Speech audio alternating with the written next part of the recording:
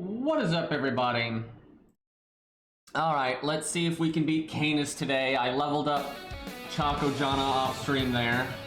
Her skills are still 1-1-1 and she doesn't have foe items, but, you know. Yeah? Apparently our inventory is full. What should we level? 50% starting MP is good. I might level this a little bit, and it's so not worth it in the long run. It's just, we use it a decent amount right now because our account sucks, but, there's Jeweled Sword, Bucket, Aerial Drive, higher. Enough from the Clown. Okay, Shinji's good. Jesus Christ, how do I get some of these 4-star CEs so much? But then some of the better ones I don't have limit broken yet. That's unfortunate. Alright, I'll turn those into mana prisms. Why do I have so many? Shit! What have we been doing on this account? Alright. I'll do one more round here and then we'll be good to go. So, I guess we'll learn the Valentine's stuff tonight or tomorrow, depending on your time zone, but you know what I mean. I don't normally care about Valentine's Day, but I guess I have a tiny amount of hope that maybe they do something cool, like adding, like Aphrodite. I don't even really want Aphrodite, it's just if they add Aphrodite, that means they'll probably add Demeter. If they add Demeter, then that increases the odds of them adding Zeus, and that's what I really want. Also, I'd like Mars, but, I feel like they'd be more likely to add Zeus than Mars at this point.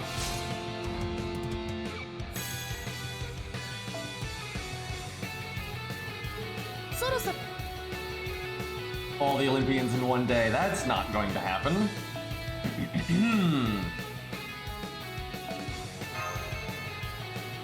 Love to be wrong about that, though.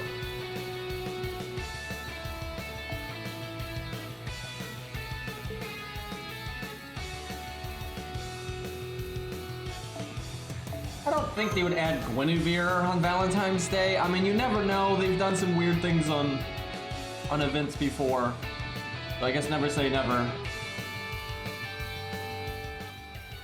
But if they ever did something with Guinevere, that'd probably be way down the line when they decide it's been enough time to do something with Camelot again. So like in 3.0 or something. She doesn't seem like something they would just add out of the blue, but again, they do weird things.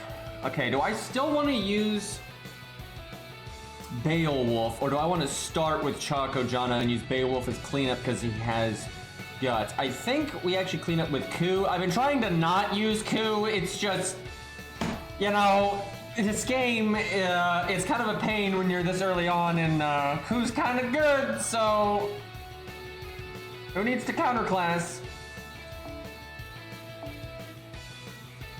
Okay, that seems... Alright, you have to bring Mash, because they hate you.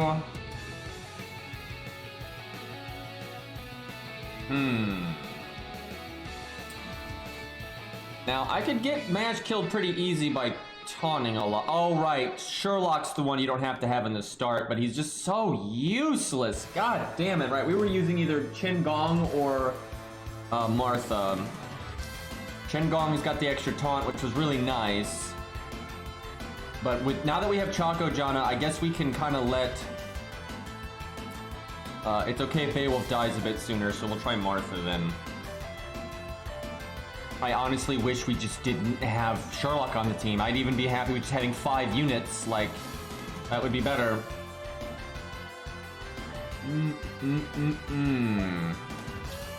Well, we'll do that. That. We don't really have a good CE for Ku.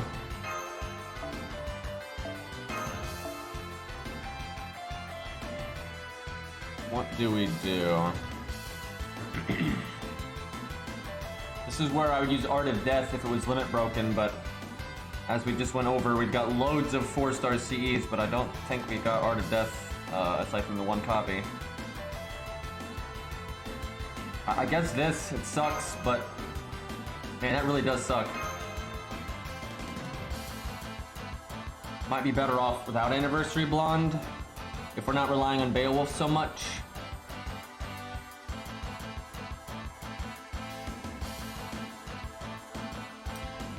Huh. Let's do default.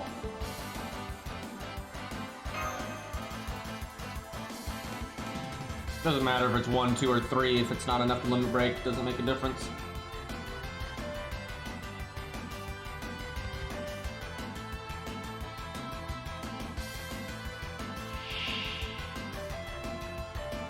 Yeah, the whole Vivian thing is really stupid. I don't. That was just dumb. But you know, fate sometimes.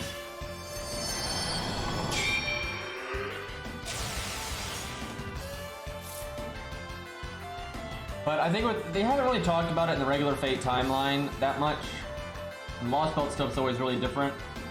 So they're probably gonna do more with it than you might think. So it's not gonna be as dumb, but I don't know. They might not even talk about it again. All right, we got a Brave Chain. Problem is, I don't have Anniversary Blonde now, so I don't have as many stars. Maybe I should have kept the thing, but you're not gonna reliably get a hand like this.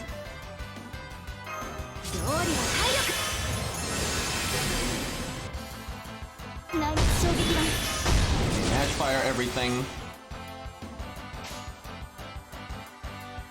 Just do the Brave Chain, see what happens here. Yeah, I know she isn't in the normal human history, but that doesn't mean anything. Like, any detail about, like, you know, stuff about Morgan right now is basically the Lost Belt version of Morgan, which is just not the same character. So it's like, it could be a situation where the one in normal history is, like, really different from the normal Morgan in regular history because you got things like Lancer Artori and all that kind of stuff. Like, there's just no detail about it. Like, what little we know about Morgan just isn't applicable to the normal timeline, so...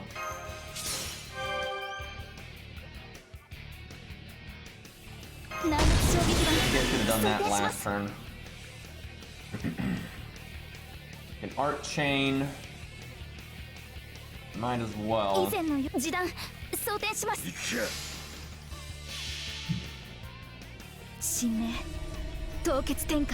It doesn't matter, like, that's a nothing burger saying Morgan was inconsistent before Fate. Like, that doesn't mean anything, because Zeus is inconsistent in real life. Because there's no copyright in Greek mythology. And anybody can write anything, and you can have, like, one group of people saying this and that about Zeus, and another group of people saying this other thing about Zeus. It just doesn't mean anything, right? Like, everything is like that. I mean, Ku is not consistent. The actual stories of Ku are all over the map, and his personality was portrayed in all kinds of different ways. There's basically no legend or mythology that's not like that. That's everything that has ever been made. Like, King Arthur is all over the map. The thing is, when you make your own story, you know, you pick one, right? You go with something, right? It's like, okay, Zeus has been portrayed in many different ways. And I'm making a video game, and Zeus is going to be in it. How do I want to portray him, right? It doesn't matter how it is in history or in legend, because it's just a nothing burger saying that it's inconsistent, because everything's inconsistent, because everybody, you know, said everyone had their own take on everything, and again, no copyright. And when you look at something as simple as a game of phone and how out of control that gets, then you want to talk about, like, ancient humanity and all these different cities over hundreds of years. It's like, of course it's not going to be consistent. This sucks. I don't want to NP just to do 98k. I gotta say, like, unless the deck shuffles in a good way, this is not really working. I guess we need to do Anniversary Blonde. I'm just gonna reset. Yeah, if we're gonna do Beowulf, we gotta do Anniversary Blonde. It's either that or you don't do Beowulf in the front. We don't have enough ways to enable big damage. Especially with Beowulf's skills being so low ranked and not having foe items, this, that, and the other.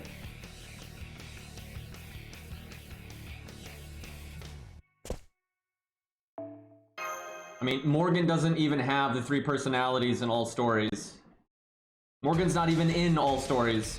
I truly don't think most people grasp just how different storytelling and mythology and these things were back in the day. I mean, they're bad enough now. Look at how, good God, in the modern era where we have copyright and like publishers, look at how many takes there are of Batman, right? Fucking Batman. Look at how many different writers and stuff have portrayed Batman differently, and how they're absolutely not consistent, even though there's a few things we kind of agree on, but not really. And then you want to go back into ancient human history when there was no such thing as copyright. You didn't even have things being written down half the time. It was mostly just verbal. Like just look at King Arthur. The amount of insane takes on King Arthur himself over the hundreds of years that has been going around. It's just, you can't even come close to following it, right? I mean, the Green Knight goes from being, evil to good. You've got, like, there's no consistency with this stuff. And what I find what happens is, for literally no reason, a certain legend in the modern era will catch on. It's not necessarily even the most prevalent version of a story from its own time, but whatever version of a character or a Greek myth or a Norse myth or whatever, a certain version of it becomes a bit more popular than the rest. And then people think, because that's what's popular in the modern era, that must be the mainstream take from back in the day, and that's canon. They didn't even have a canon, for God's sakes. Like, there's a huge disconnect on like how people process stories and history and how that kind of stuff is today versus how it was then. And there just is no canonical version of like Zeus or Morgan or Arthur. That stuff doesn't exist. I hate Fishy. 18 months, by the way, that's a long time. So this would normally be a good hand if it wasn't for the fact that my Star Absorb is useless when you have every single card, so we actually need one less Beowulf card, and now we're just gonna be missing a card later. I guess I try anyway, because we can make a decent amount of stars here. Hit the Buster cards, and that's what matters. Okay, I guess I do this one first. And then we're gonna give him the attack. I'd like to break right now. I guess I'll do the Buster up. That might be, I don't know. Again, our crit ups aren't actually ranked up a lot. Okay, the Buster up was probably too much there. The only things I can think of from history where there's not like a million versions and stuff is mostly stuff that was never popular in its own time. So a lot of people didn't write about it or make up, stories about them, or it was lost to time. There are some like Greek figures that quite possibly did have a lot of alternate takes on their stories and such, and we don't even know what the originals are. That goes for even like Zeus and stuff. We don't know what the like first ever human take of Zeus was. It was probably lost to time, and we wouldn't be able to tell the difference at this point. Not like the first take on Zeus is necessarily the right one, but there are some Greek figures and Arthurian legend figures and all that where a lot of the stories just didn't survive. And we only have one account of them. That doesn't mean that was the only account of them, and it certainly doesn't mean it was the original account of them, and it also doesn't mean it was the most popular take of the thing back in the day. It just happened to be the book, or the picture, or the poem, or whatever that happened to survive to the modern era. So there are a few instances where we've only got the one take, but odds are that whatever that thing was did have other takes, and maybe even dramatically different takes, because some of the takes on the Green Knight are very different from each other. Like, for real, some of the takes on the Green Knight are very different from each other. And let's just say through, on bad luck, let's say less of the stories of the Green Knight had survived, like less of them made it to the modern era, even if they were just as prevalent in its own day, if they didn't make it, and so we only had like that one weird story where he worked with Morgan and cut his head off trying to scare Guinevere to death, right? That'd be a pretty weird take on the character, right? If that's all we had, right? But just coincidentally, we happen to have other stories as well, and so you get like a fuller picture, but God knows what else, was lost to time. As far as I know, there really aren't multiple takes on the Epic of Gilgamesh, but that's because that's a pretty weird thing where they kind of just have this thing etched into stone. But I can pretty much guarantee you, so even if so that's a civilization that's a bit more, contained. It's not, as maybe diverse as Greek mythology, because there's many different nations within Greece that didn't even like each other. With Arthurian legend, it was many different cultures as well. Even though it got really popular in England, ultimately, it still spans things from like even Celtic stuff to English stuff and a lot of other European countries. You know, the Babylonian stuff is a bit more self-contained than that. However, again, we really only have the one account, and that was probably like the mainstream one of like what you might have from like, your priests and stuff in the city. But surely, just like with games of phone, you'd have other areas around that would have, you know, heard that story or maybe read the stone tablets, and then they'd go share it with their people, right? Their friends or their family or their community. And they might change something or they might forget something, and then those people write it down differently, and then, you know, now those takes may not have caught on like the stone tablet ones did. But that is different though, because it's a more condensed thing, and it's a bit more controlled, and a lot less of it survived time, because we don't even have the full account of the Epic of Gilgamesh in the stone tablets, right? We don't even have the whole thing. We have most of it, but we don't have the whole thing, let alone having other versions of it. So that's just, you know, that's kind of what I was talking about, where sometimes not everything survives, you know, history, unfortunately.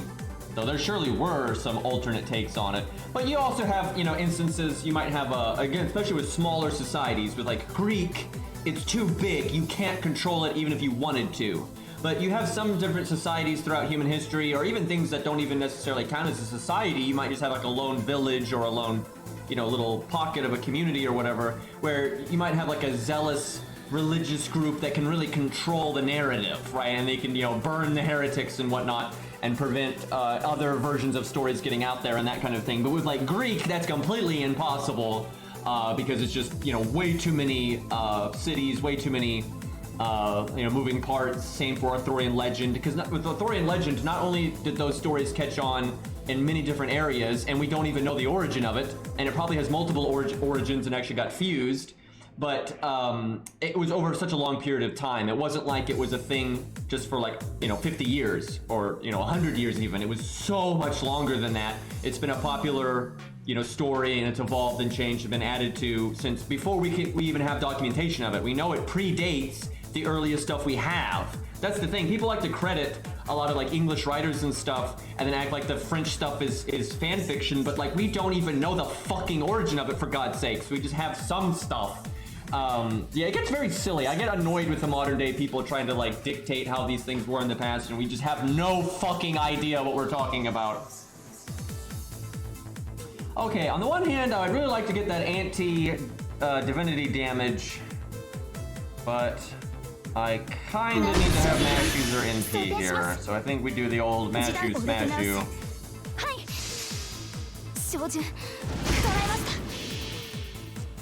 But you know, when you make that joke about Naruto fanfiction, that's basically how a lot of legends are, right? Like imagine if, because there was no canon to a lot of this stuff, especially if this stuff is widespread as Greek mythology and Arthurian legend. Those are great examples of things that were incredibly widespread. You know, you cannot control it. So imagine if you have no copyright, you have no way to even identify what the original was, and literally anyone could just pirate anything and start spewing a story in you know, a pub or whatever, and that's that, right? Like, and then so basically your Naruto fanfiction is canon. It's just as canon as the original Naruto, and there's no way to tell which one came first and who wrote what and what's been changed, and like it's like it's crazy, right? Like, so of course things get really out of control, and that's why Zeus has so many different versions, right? Sometimes he's portrayed pretty benevolently, and sometimes absolutely not, and then sometimes he's portrayed pretty mundanely, and he's like a backdrop, and they don't really go into it. So yeah, it's like there's no. I get really annoyed when people act like there's just like this one version of Zeus, and Zeus was this thing. You know, Zeus is a fucking made-up concept, right? And people used it in a lot of different ways. What I'm getting at is Zeus is not real, chat. This is why we got stuck on the Zeus fight, by the way. Alright, the deck's gonna shuffle soon, which is good. Do I bother to use... I don't know, I could do the Martha change to make a bunch of stars, but we do need Beowulf's. I shouldn't have cast Beowulf's Guts when I did, but we need Beowulf's NP. I think I'll cast it anyway. It's a little awkward doing it right there, but we have no damage on this turn.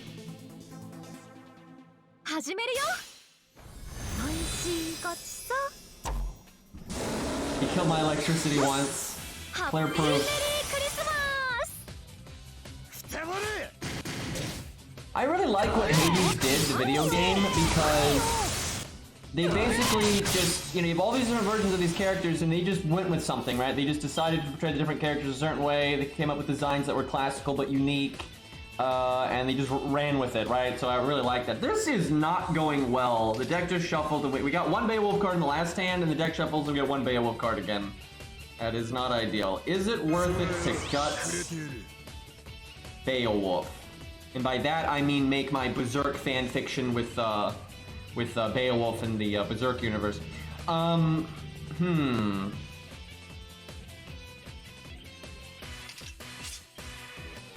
He's got a lot of stuff left in the deck, but someone's probably gonna die, and the deck will just get shuffled. So do I just want to switch to Chaco Jana? Nah, we'll give him guts. We'll give him another chance to try to get those Buster cards.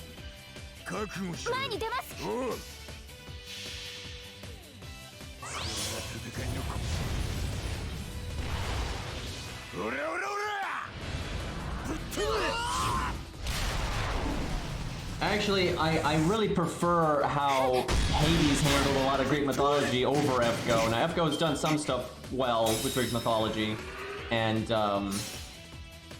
I think the whole robot thing was actually handled better than you would expect. So, like, I don't hate how Fate overall has handled Greek mythology, but I actually like how Hades has done it better, with a few exceptions.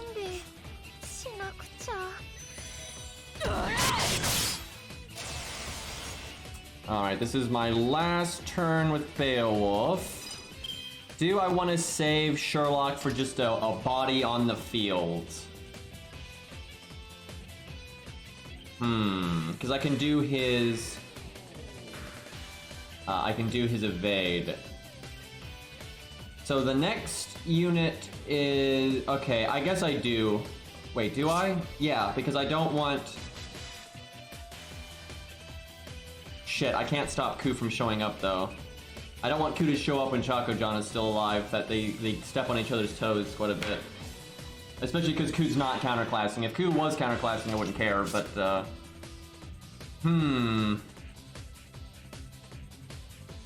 maybe I shouldn't have used that guts. I guess Mash might live, but it's very unlikely. I guess I'll save Sherlock just in case Mash does live.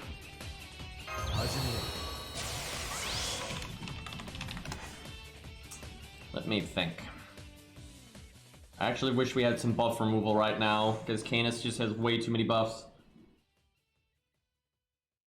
I don't want to do the NP seal. I'd actually like to make the stars, but I don't want to do the NP seal, so we'll save that.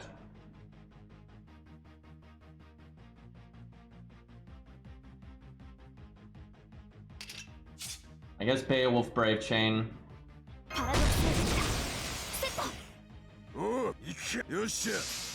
One last hurrah.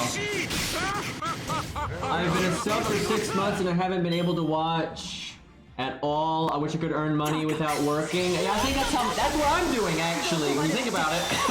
Anyway, I mean, what? But yeah, it feels bad, man. Hopefully you can hang in there with your work. But thank you for the 6 months, dude. I really appreciate it. Especially if you care enough to sub to me when you actually don't have time to watch me. Which probably means you're a much more productive human being than I am. But yeah, thank you, dude. I appreciate it. Okay, yeah, I really wish we had one more filler unit here. What we needed was Martha not to die until that NP, because then Ku wouldn't be here yet. I'm really not liking this Beowulf thing. It's really not panning out. He's just not doing enough. I don't have the support for him. That's the thing. I don't have a lot of the units that can enable him. So I just don't think it's worth the investment. So I think we might need to abandon ship on that one. This is where I just need better beer, man. So, in my defense, streaming is work to an extent, like absolutely. Like, it does take a mental toll on you, it does take up your time, It does come with a degree of stress and all that kind of stuff, but being someone that has worked normal jobs, it is so much easier because, first off, let's say I need to take a day off for like my health, right? I can do that pretty easily. I don't have to worry about like, you know, explaining it and, you know, all that kind of stuff. I can just take a day off, right? You have a lot more control over your schedule. You know, you have a lot of cool people to just hang out with. I'm literally hanging out and talking to people for my job. That's, you know, pretty enjoyable. So yeah, streaming is much easier than a regular job. With maybe an exception, I think some people would hate streaming. I mean, truly. Actually, I know some people that have tried streaming and quit because they hated it. You do need the right like personality type and makeup to do it, right? Some people would do it and be absolutely miserable. But for me, streaming is much easier than like a regular job for sure. And even if you don't like streaming, it does clearly come with the benefits of you having a bit more of a flexible schedule and so on and so forth. You do have a lot of instability though. You know, it can be very nerve-wracking and scary and stressful. You know, you don't have like a guaranteed paycheck and things like that. How is the one saber almost dead? Yeah, I need to change my setup. This is just fundamentally not working. I hate casting this right here, but I kind of gotta. I want to use her second skill, but yeah, we're just fucked. There's no way we're surviving the next NP. There's absolutely no way. Somehow this is actually doing worse than what we were doing yesterday, and I don't actually know why. Might have just been bad luck. I think I need to put her on the front, actually. Actually, what I think I need is buff removal. I think that's the problem. Is, Canis is just getting away with murder here with all these buffs.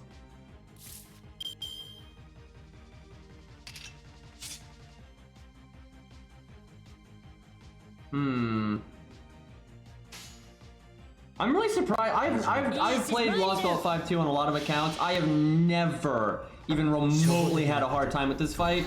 Now, a big part of that is because I normally will level up things like Caesar or Bedivere, and you know that's all you really need. But this account hasn't done that. But I hadn't really done that because I wasn't expecting this to give me a problem if I just had kind of like ragtag stuff. But I may just be approaching it wrong with Beowulf. Like that really is not working out very well. Yeah, I think I need to put Chaco Jana in the front, is what I need to do. See, I needed Guts to not go off there, and I needed to be able to invulnerability next turn. I have to just hope that she doesn't get hit here. But yeah, we're pretty much fucked. Yeah, I think we put her in the front, and then we either clean up with Beowulf or we just clean up with Ku. The only thing if you want to clean up with Ku, though, is you need the back row to be able to all die at once to the NP, and then just Ku comes in solo. Because we're not counterclassing. If you're fighting an archer, you don't really need to do that, because Ku will do well enough without getting his deck returned, but if you're at neutral, you really want to get the Brave Chains all the time. Yeah, I think we put her in the front, and we try cleaning up with Beowulf. That seems like it could work out.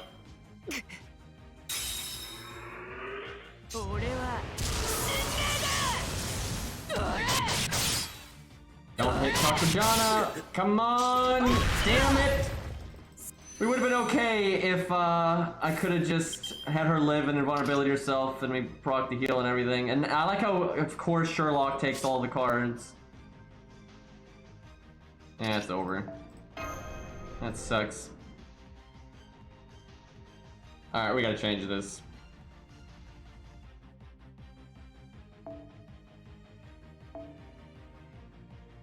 Sherlock is so bad though, like he's doing nothing. I would kill to just transfer him into like George, right? If we had George instead, it'd be way better. Like there's just no getting value out of Sherlock here. He's utter garbage.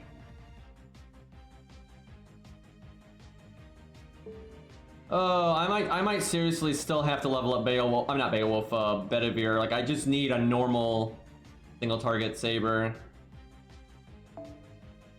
I have so little damage and all my units, like for example, he doesn't have any survivability, and he also is not super fast. So like Bedivere doesn't have a lot of survivability, but he gets his NP really quick, right? So he can get the damage in before dying in case he shows up right before Canis's NP.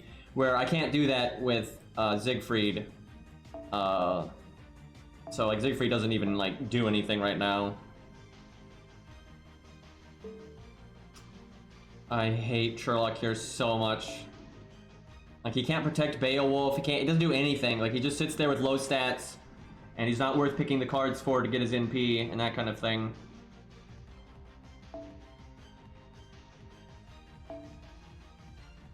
Not sure this is worth. I could do... I almost want to do this and just try to set up a straight solo with like double guts. Hell, I might even try that and go triple guts. I'm gonna try that. Sometimes less really is more.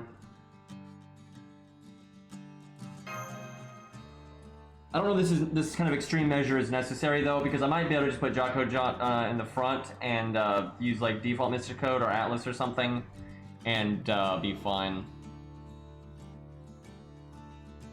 Like how people keep asking why don't I level this or why don't I level that, or if I have this or have that. It's like, don't you think if I had fucking normal sabers I would be using them right now?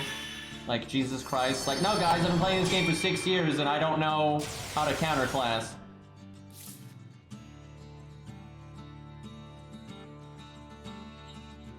Okay.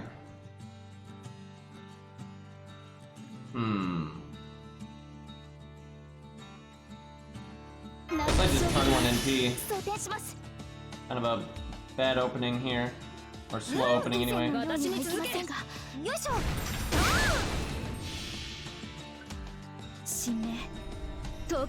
sometimes having units in the back that don't do anything or is just bad, they just waste space. Although it's hard for George to ever be bad because he can just taunt, so even if he is wasting your cards, he's at least keeping you from getting hit in the face, so. The one that's a waste of space is definitely Sherlock. Like, he's just so bad. Like, I would be happy to not have any support and just have no Sherlock. That would make this so much easier. He's a detriment to the team, like, in every way. I really hate when they do that.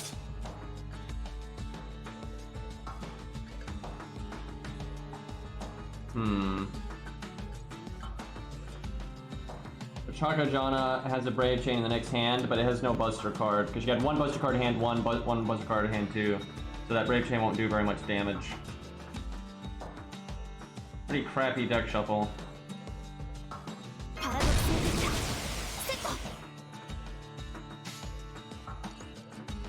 I should just take the Brave Chain here.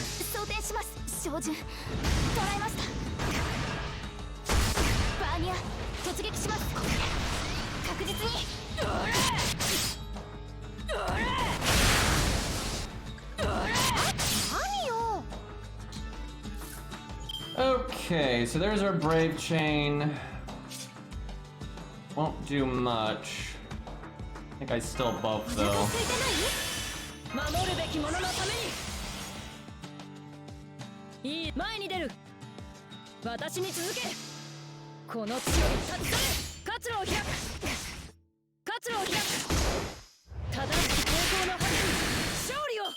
Hopefully the COVID recovery went smoothly.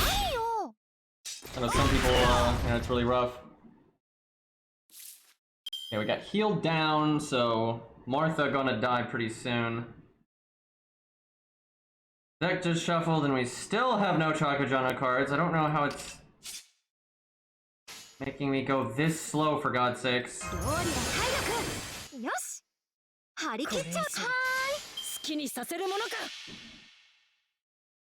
It's very frustrating, like how bad the deck is.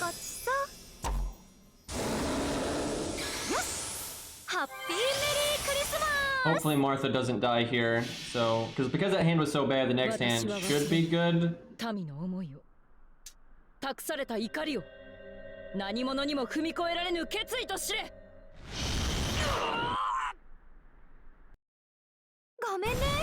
Did not break. You have to be able to NP again when Canis starts buffing.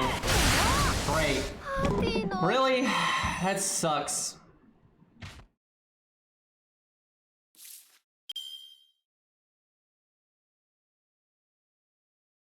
Okay, that's so bad. Like, we're that far in and we haven't even broken a health bar.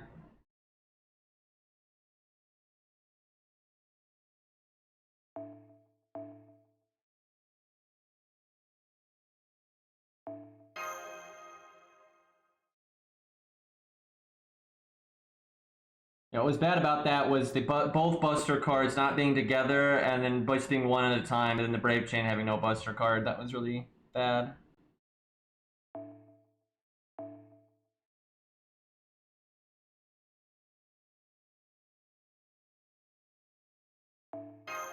Alright, I figured there's really no harm in having George.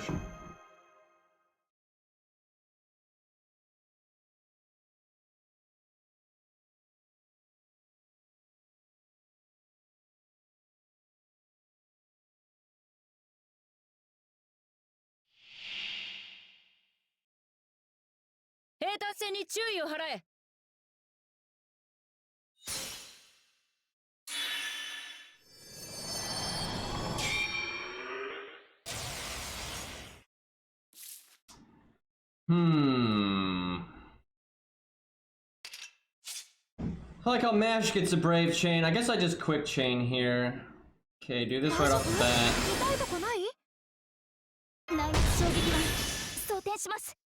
No, Quick Chain's pretty useless. Couldn't do that.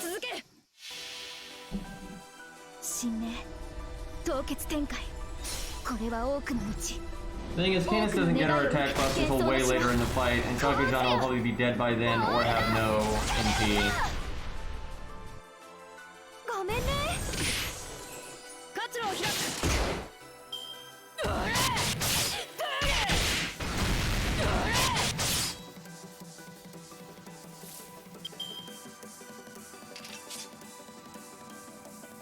Okay, we can get a big crit turn here.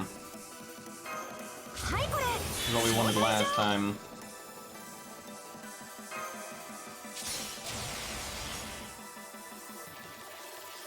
Yeah, I'll make the other stars. The crit spread wasn't particularly good there.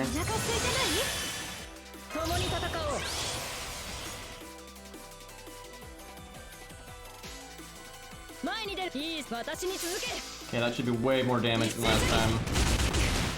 And we've basically already done more than we did the entire time. And like one turn there, we did more than we did that entire time in the previous attempt.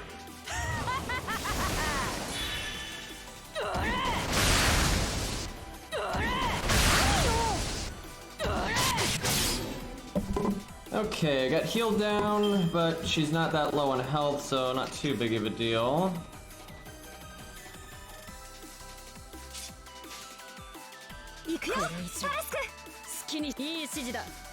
Okay, we need to get another NP as quickly as possible.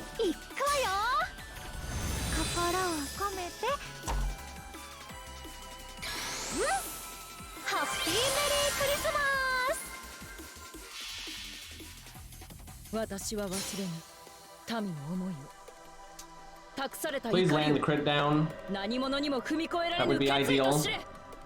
No magic resist. Okay, we got it.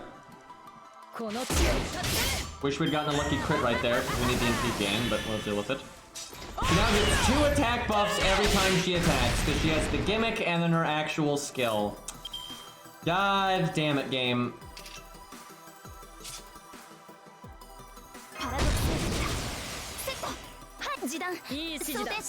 I almost taunted with Mash there, but I figure we'll wait. Wow, Mash with the damage, even though she had double attack down. I should have put that in 3rd place, we would have broke.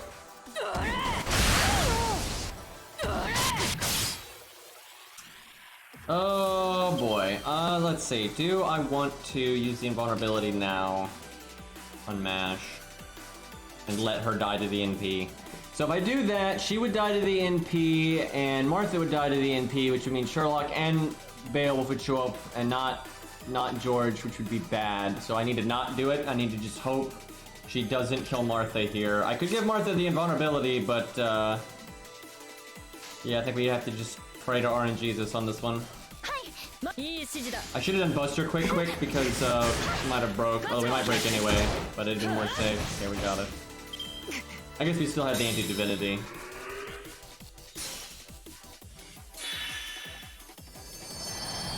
Wadim, do you gotta do that twice?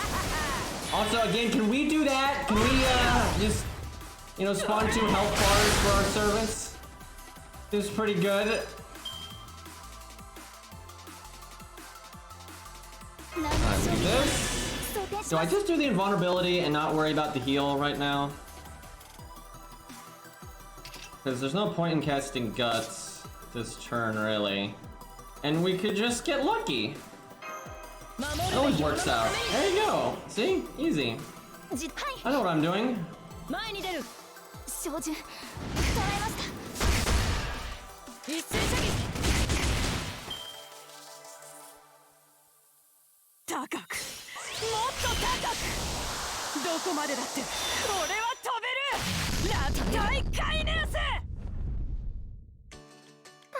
Okay, there goes Martha. We really need an NP out of Chako-Jana here. Of course you guard it! Fuck! Get an art chain, that's something.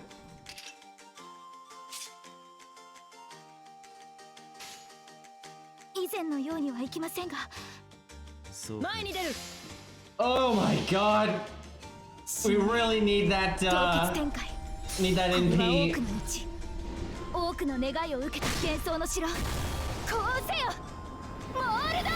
Dude, the stupid DW name change, dude. Or well, technically, you know, change of ownership than making a new name, but,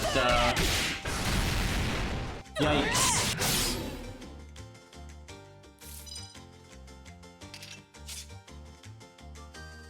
Okay. We can NP, so that's something. Mash not looking so good. I could Star Bomb, but this is definitely not the turn to do that. Probably next turn.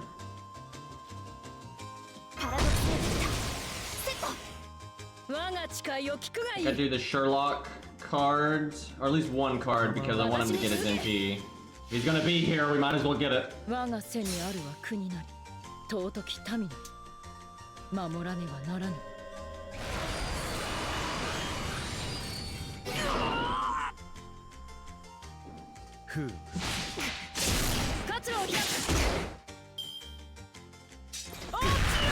Nice damage.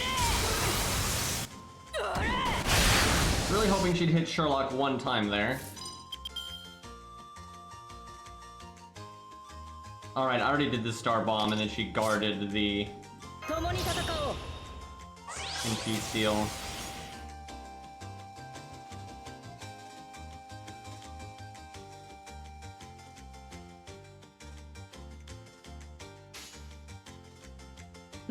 I probably could have cast Guts there now I think about it.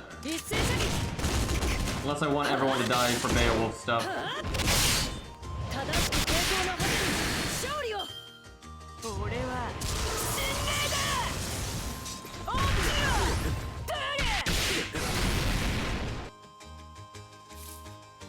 Okay. Not exactly my ideal hand here.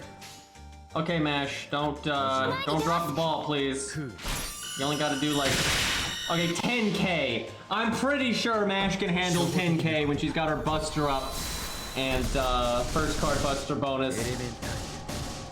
50% chance to crit. Oh, we have a defense down. Yeah, she should do plenty. It's gonna be sad if she crits because it's gonna be so much wasted damage, but, okay, now no crit. Don't kill Mash. Don't kill Mash. For the love of God. You can do it next turn. Just don't do it this turn. Oh, Jesus. Although we still had Guts on Mash, actually. Okay, do I want to let Chako-Jana die? Because I could get all of them killed if I wanted to right now. And then it would just be Beowulf and George. And do I think that can handle what's left? The problem is they won't have the Pearson vulnerability from Sherlock. Oh boy. She won't live long though, even if I do use her Guts, because she doesn't have the invulnerability. This is tough. This is really tough. I could actually save Sherlock too, if I wanted to. I could do the evade. Well, no matter what, I'm doing this. Do I want to save Chako-Jana? What's the worst case scenario if I save her? That she just lasers down Beowulf, and then Chako-Jana is sitting there with no health. That would definitely be bad. I might want to just let her die. That sucks because she could get another NP potentially, and she has the Pierce invulnerability. But I might want to just let her die.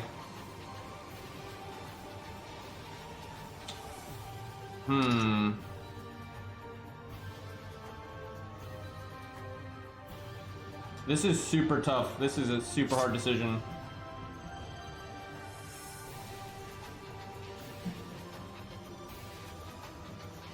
Do I think if she didn't have the invulnerability right now, I would say Beowulf can clean up what's left.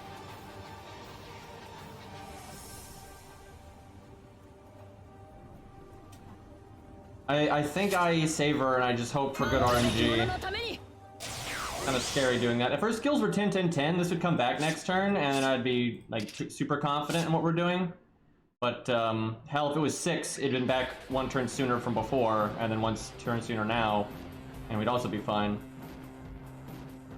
Do I want to save Sherlock then? I guess I'll let Sherlock die so we have George. Yeah, that ought to help. Do I do the quick? Yeah, we'll do the quick for the NP game.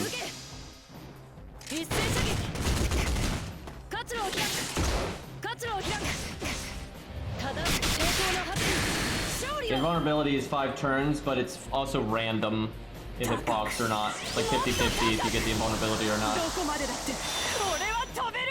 So technically you could get lucky and have it like not block a lot of your damage, but it can also wreck your shit. Basically, I want to get as much out of our Pierce invulnerability as I can for those 5 turns. Alright, we shall do this. I'm not sure about casting Guts yet. We're gonna have to see what happens. Sadly, no NP gain that turn. Damn it, we failed the 60% crit.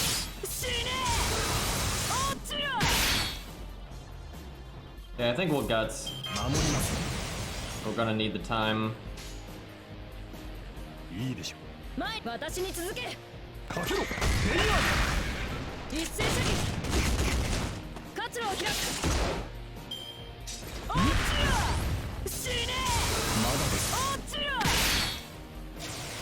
Okay, that's the last turn for George. I could give that invincibility to Beowulf in a minute. Please get your NP here, come on. Whew, okay, that's good. I can at least get rid of the buffs. Yeah, I think we give it to Beowulf here. The bad thing would be if I give it to Beowulf and she doesn't attack Beowulf a single time, but oh well. Because then I could have used it to block the NP and that would have been better. So, even though she still has invincibility, I need an NP to just clear the buffs, and then I just hope it doesn't block it.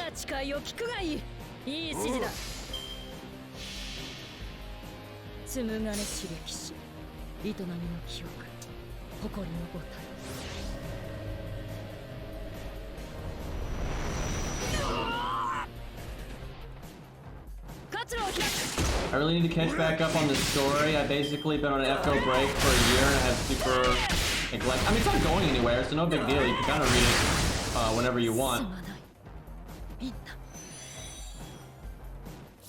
But I'm assuming you're playing on NA, so you're talking about the NA Valentine's event. Okay, so on the one hand, it's bad that we're going to go from full health to 0 because of the NP, but it's worth it to have a clean solo here for sure. I guess I go ahead and cast this because I've got a decent amount of stars. I can Star Bomb and guarantee that we crit here. Only 63k though. I think we save it.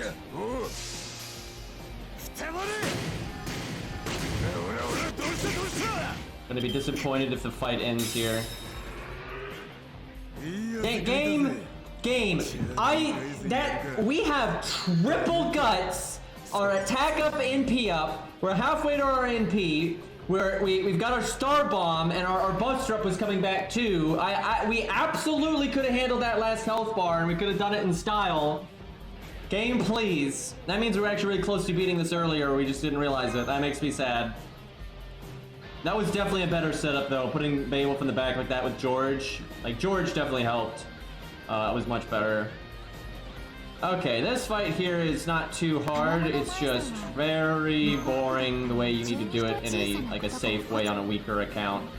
We might want to put on some command codes though. I might fuck it up though just because I haven't done it in a long time. So David's important, Mash is important. I know if you play Mash and David correctly, they can do the whole thing on their own. Do I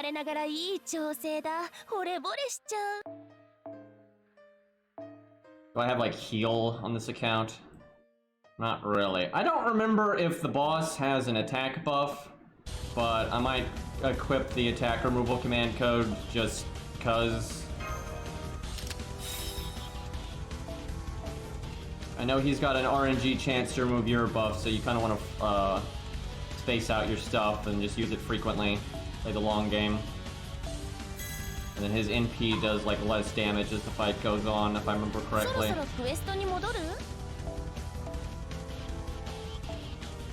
Looks like I don't have a lot of command codes that will matter too much here. I can actually change that sentence by saying I don't have a lot of command codes. That would also be accurate.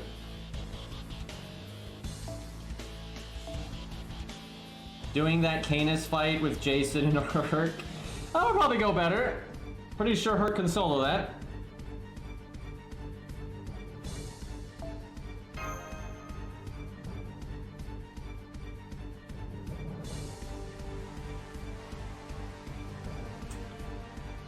Okay, so I guess the unit we want to... I don't want to bring a unit that can, like, solo this or carry it, so we'll just bring someone to do a reasonable amount of burst damage on turn 1. I don't think you can counterclass them with riders, because you can always do Kentucky, but we'll do Billy, just because Billy's my guy, and he'll do useful damage, but he's not going to, like, carry or anything. But basically, your front row is going to get wrecked, and you just want to do damage with it. Now, there are setups where your front row won't get wrecked, but, you know, we're not going to need, like, Castor or Toria or any of that nonsense.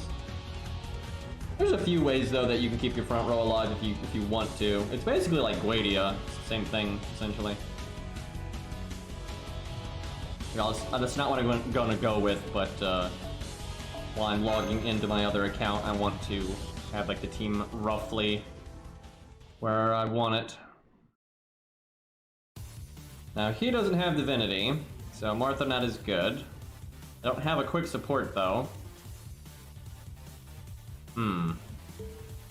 Well, David's a no-brainer. Asclepius could be pretty good. Bring in another DPS, though. I used Caesar, I think, in the original, just because you passively will get your NP, and then his NP did loads of damage. But we don't have that, obviously. You could do Ku. Could do Martha, if there are buffs we can remove, which I don't remember. You can do Ushi. I think Riders still take half damage, so Riders are still good. Also, Ushi is just one of our better nukers anyway, right now. So it's probably Ku or Ushi. I might go Ushi, assuming she takes the half damage. If she doesn't, then I should definitely do Ku, but one step at a time here. So I could summon something with Divinity and just have Stheno do the thing at the start. What could I summon with Divinity that could turn 1 NP that wouldn't actually carry the fight? Let's see. You can always give them K-Scope. I mean, I could actually summon my Ku with, like, MLB K-Scope, and then buff him with Stheno, and then he could also, live, but, let's not do that. What has Divinity that would be interesting here? Most of my stuff with Divinity is like way higher end that I wouldn't want to use. Yeah, I'll just stick with Billy. That's kind of a fun thing to do. My phone is so loud right now. Turn that the hell down. Man, I'm pretty sure my Ku's gonna have about 16,000 attack if I use a 2400 attack stat CE, like Black Grail or Victor from the Moon and that kind of stuff. And that's gonna be funny, having Ku with that high of an attack stat. And then his Berserker bonus, so if you're fighting a Berserker, it's even more. Alright, what's my best buffer for Billy? It actually might be Stheno, sadly enough. Could do this though, maybe you get lucky with a crit on turn 1. If only she had a Star Bomb CE, that would be so good. But she's gonna instantly die, and the Divinity thing won't do anything, but that seems okay. Mash, we could give starting in P2, we could give defense up, the like anti-mail defense. Let's do the anti-mail defense up. We want that long-term value, I think. I don't know if David needs this with how long the fight is. He might be better with the defense up as well, but I guess I'll go with that just cause. Ushi needs long-term stuff as well. We don't have a lot of that left for her. There's always this. This is actually kind of good if it's limit broken, but if it's not limit broken, a little eh.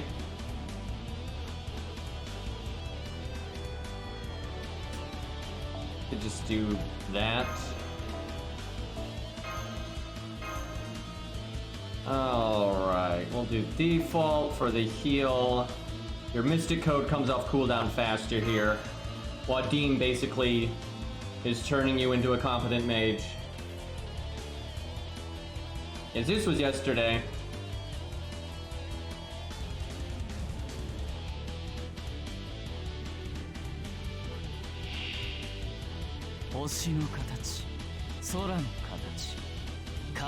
Look at all those buffs. Oh yeah, I just remembered how this boss works. Your MP heals him, so if your MP doesn't do insane damage, it's not worth doing, or unless the MP breaks the bars, you want normal card damage. Should've brought Ku. Oh well. Alright, Billy only got one card. But we'll still see if he can get a lucky crit here.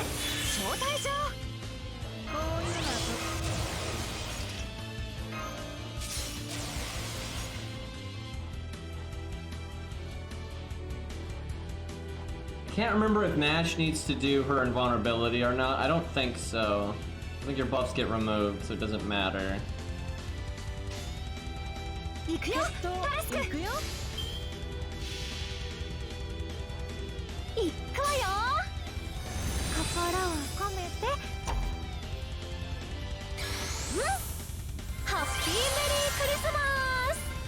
Come on, Billy. Don't fail the 80% crit. We've got a decent amount of crit buffs here, so let's not put it to waste.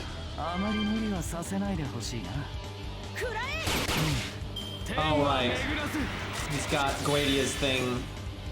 So crits do less damage. Well, you know, crits make more stars. That's a thing. I should really turn the in-game music on. I'll do that after this.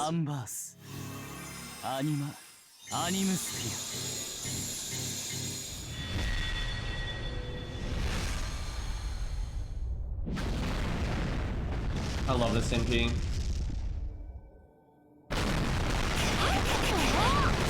Hey look, everyone's dead. How did that happen?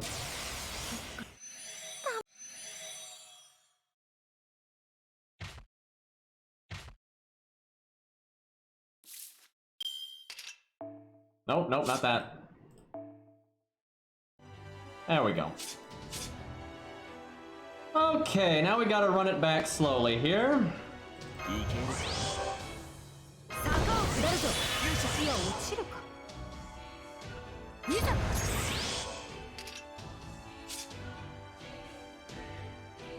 Mash could get a guarantee crit here. Is that better than an Ushi Brave Chain when Ushi's got crit up? I'll do it like this. I don't know. The Magic Wave probably is a bit better, but oh right, critting bad. Okay, the shield's gone now, so I mean we got through it.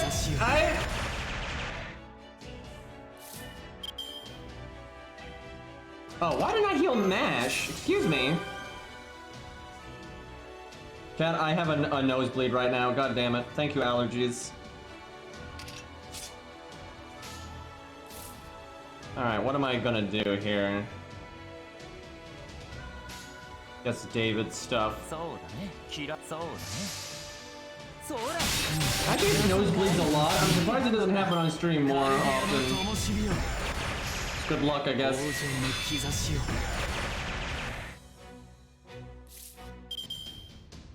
Hold on, I need a tissue.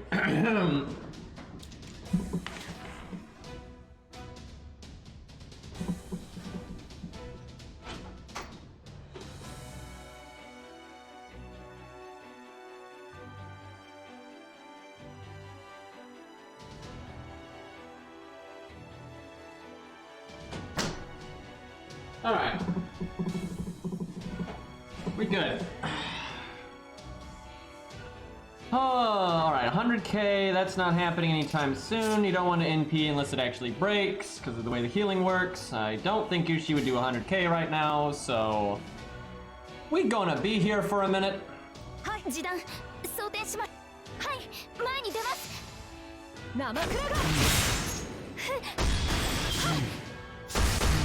Actually, if I gave Ushi the attack up from the Mystic Code, which we don't have, but if we did, she probably could do about 100k when she had her own attack up and the quick up.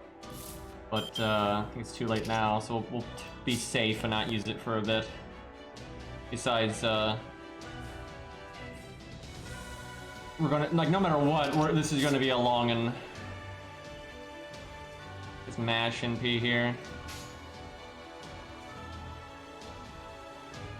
Trying to min-max ways to do like some kind of damage, but you'll probably just get through the turns as fast as possible because it's going to be such a slow road. Yeah,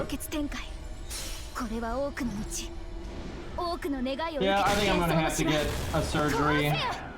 I've been kind of putting it off, but I think I'm going to have to just do it.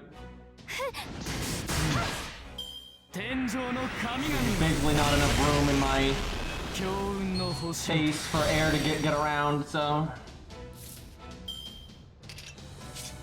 I guess I could have already done the evade. If I had healed when I was supposed to, the heal would be back right now. Unfortunate mistake right there.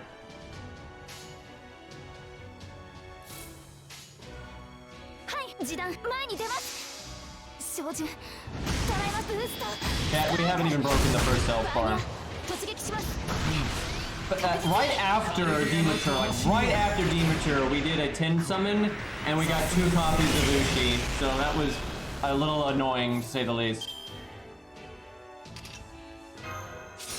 Ushi can probably do 56k, but I'm gonna wait. I really don't want to accidentally heal the boss. David could probably live with his first skill, but I might as well cast this because we're not gonna need it for much else. I don't want to taunt much, so I'm just gonna do this taunt to get the battery. I could Art Chain and then Mash would get her NP. That slows me down a lot, but playing the long game.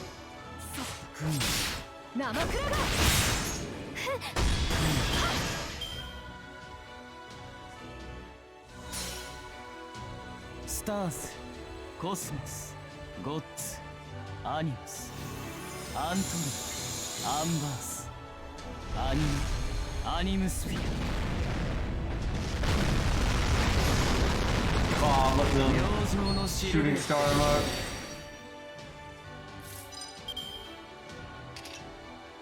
Now, if I wait 1 turn, she'll get her own buffs. 47k at neutral without her buffs with the Mystic Code buff, NP4. Let's just wait. Let's be cautious here. It's just we can't do a lot of damage. this turn. No one got a Buster card. I should have picked someone. I should have bought units with more Buster cards. We actually have 3 units here that are kind of light on Buster cards. David with the triple art deck.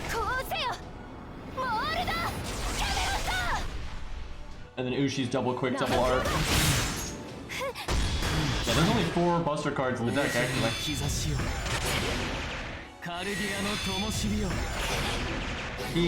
That was Wadim getting pretty lucky there. He just he procced his buff removal on both attacks and just instantly got rid of Mash's NP.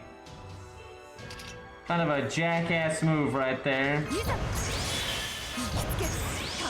Okay, I don't think we even need the Mystic Code attack up, so I'll just save it here.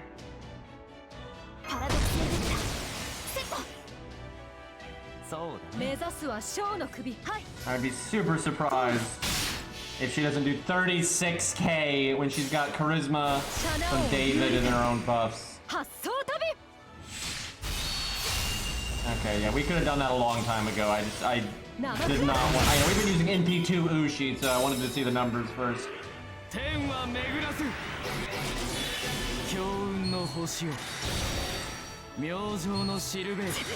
Right, he gets the shield again.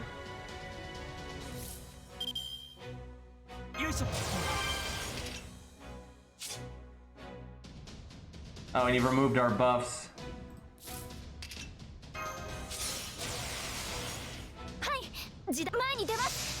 That sucks. If I'd known he did that, I wouldn't have used her Buster up. I would have used it right there with the attack up, and we could have done a nice extra punch of damage.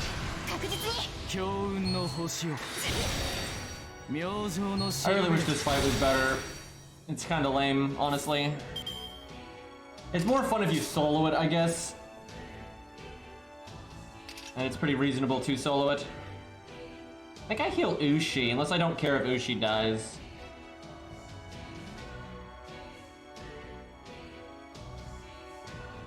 Yeah, I guess Ushi is the least important, because damage is not that big of a deal.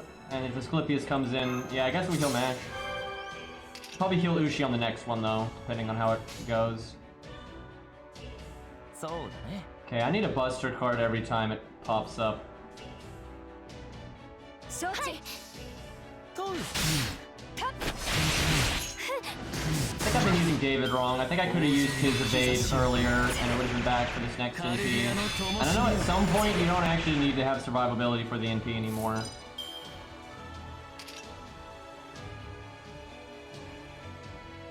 I guess I'm gonna use it now because of the Mystic Code coming back.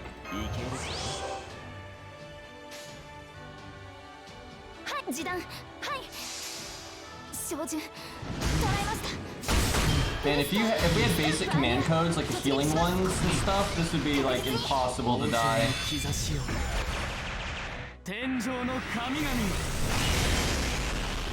think Ushi doesn't take half damage, so Ku's probably better than her.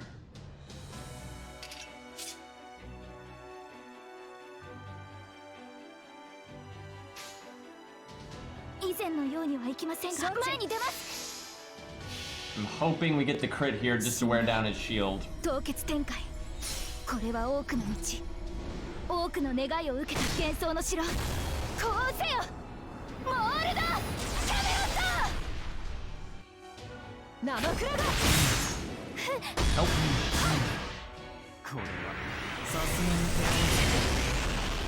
And he keeps proccing his buff removal right away.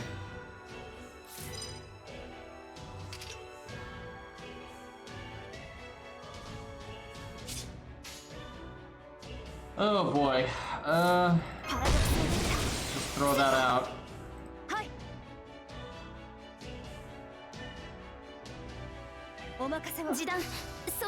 Probably should have done that art card there.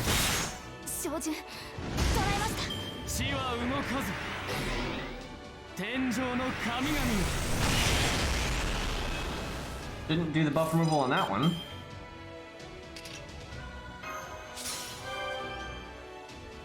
Somehow David still has his evade. I can actually guarantee, you know what? We'll do this. That guarantees he still has it. And I can save the Mystic Code. Although I guess you don't need to save the Mystic Code with the way the cooldown works. そうだね。 前に出ます。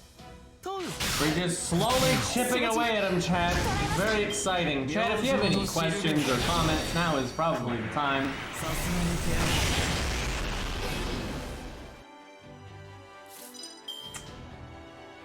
Oh, how I wish we had a Buster card right now.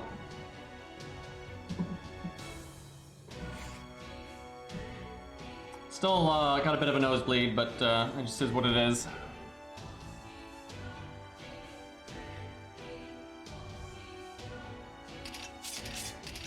What is the play here?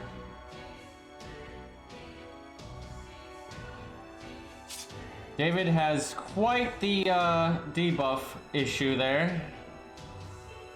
I got their buffs, but there's not really a reason to use them yet. Okay, Ushi with her own buffs, David's buff, and the Mystic Code buff can actually do like 100k. So we'll try to get to that point.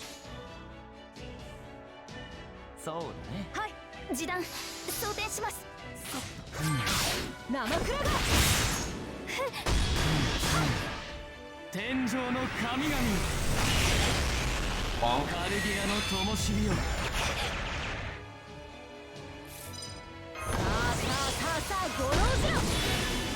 Could use David's heal now just for the heal, but I think I'll do it next turn. Do I think we'll have the boss to 100k in a couple of turns here? Because if so, I should go ahead and do the 2 attack buffs and have Ushi do the Brave Chain. Nah, they could get removed. What's your favorite boss fight in Esco? Zeus, probably. It's the main story. It's not the best from a gameplay standpoint, although it's very good from a gameplay standpoint, but then the music and the story leading up to it and the intro and all that, it just overall makes it my favorite. Not really sure with challenge quests. There's so many good challenge quests. There's a lot of bad ones too, I guess, but there's been so many super fun challenge quests, it's really hard to pick with those. One of these days I need to sit down and just look through all of the stuff. What's the airspeed velocity of an unladen swallow? I mean, are we talking about a European swallow or not here? This is obviously important.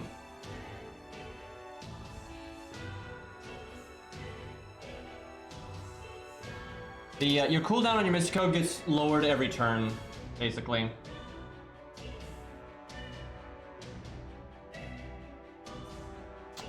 Can she do 137k?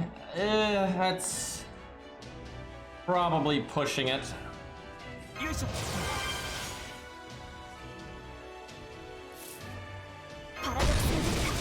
I could taunt with Mash so the buffs don't get removed from the other two, so maybe I can go ahead and Charisma. That would mean I'd have to try to break next turn, though. Well. Oh, damn it, though. He still has the crit shield. I didn't think about that. I guess I don't do the high crit chance, or... Well, we could start getting through the... No, we need to do damage now more than get through the shield. Damn it! Damn it, Mash, the one time! God, she had double charisma and buster up, so I just wanted the damage, but because you crit, we did 0. So I was trying to get the boss low enough that we could NP it next turn. Any other time, we would have really wanted to crit there. Also, I didn't taunt, which was like the whole point there. Just don't hit Ushi. And if you hit Ushi, don't remove the buffs. Okay, 122.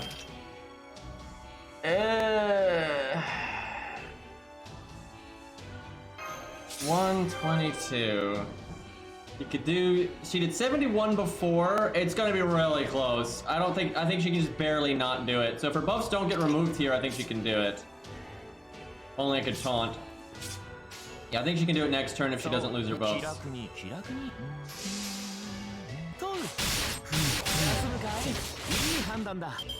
she can definitely do it now. He only gets to attack once, come on, and it might not remove buffs. There we go. Alright, this ought to do it.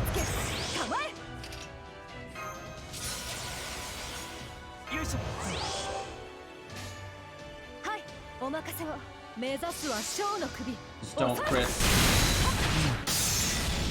Alright, if she doesn't do 92k, I'd be pretty surprised. The only way that's even remotely possible is if before we perfect high rolled and now we do like the worst low roll.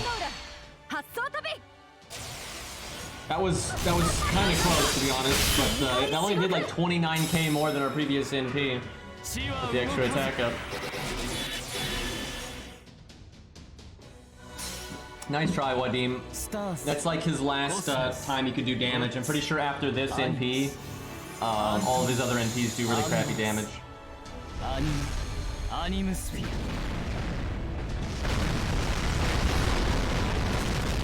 Okay, we'll turn on the playlist music now just to mix it up. At the final grind. Imagine if I accidentally abandoned the stage and we had to start over. I almost just nuked my stream chat. I was switching through tabs and I almost hit the X on the Twitch tab. Thankfully I missed, so. Like, fuck you guys, I don't want to talk anymore. Do I taunt here to get the battery? Sure.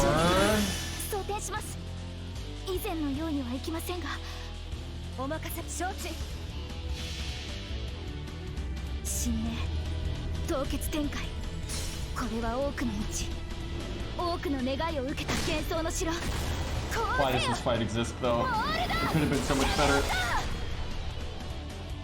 Like, they basically made it in a way that it's almost impossible to have fun, especially on like a new account or a free-to-play setup, because the boss is immune to debuffs, gets the anti-crit thing, if your NP doesn't do massive damage, it's not worth doing, but he does like no damage. So it's just like, it's almost guaranteed for a normal player for it to be a boring slugfest. There's ways to do it really quickly and to do, like, because if you break the health bar in one hit, then the heal thing doesn't matter, right? Like there are ways to go fast, and also you can solo with some units and go pretty quick. But for like the average player, it's like just designed to be really boring.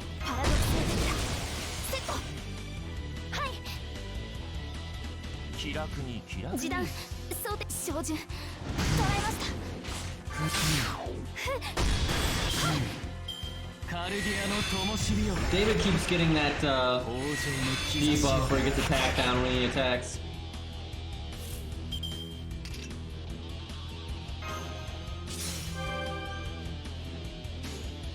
Brave chain time, I suppose?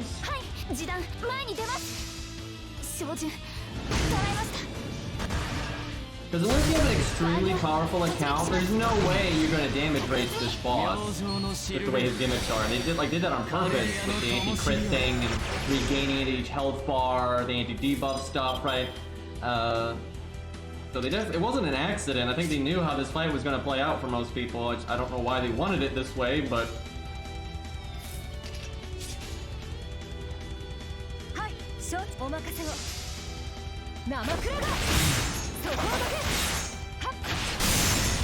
Actually, I think soloing it with Mash is probably faster than what we are doing right now. Because you just get a bit more damage per turn.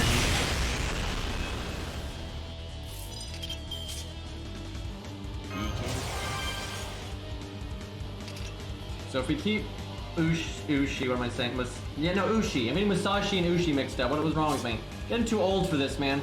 But if Ushi's alive, we basically got to get the boss to 100k, and then we're good. But that's still gonna take a minute. Do the little baby heal.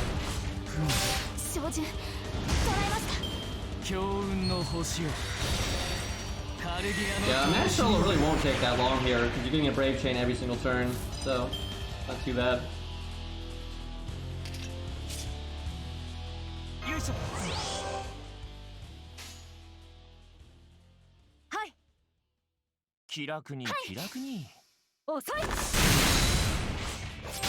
We're not too far away from winning though.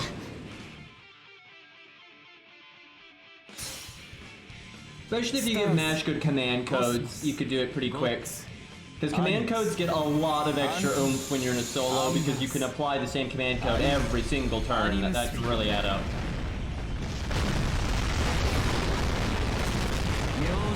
If you really try, you can get matches extra attack up, or a third passive or whatever.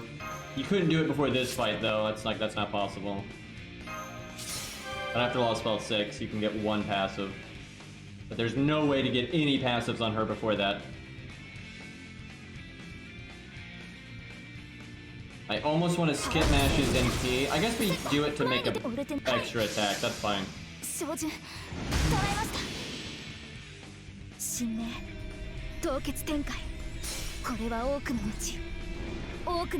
didn't have the anti-crit thing, you could bring a unit that makes stars pretty often, like Hans, give him 20-30, and because of the Mystic Code reduction thing, you could do Anniversary Blonde, and then you could be throwing out crits pretty damn often, but yeah, they kind of shut that down. I wish Ushi didn't get the attack down thing there. We are getting close to where the boss is low enough that we can just blow him up.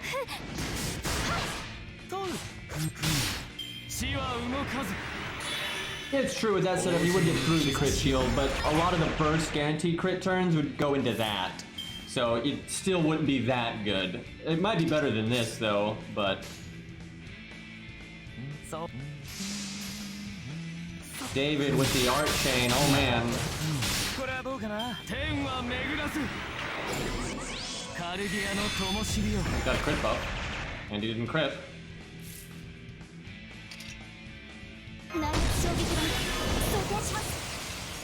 I haven't used the Mystic Code Evade in quite a while.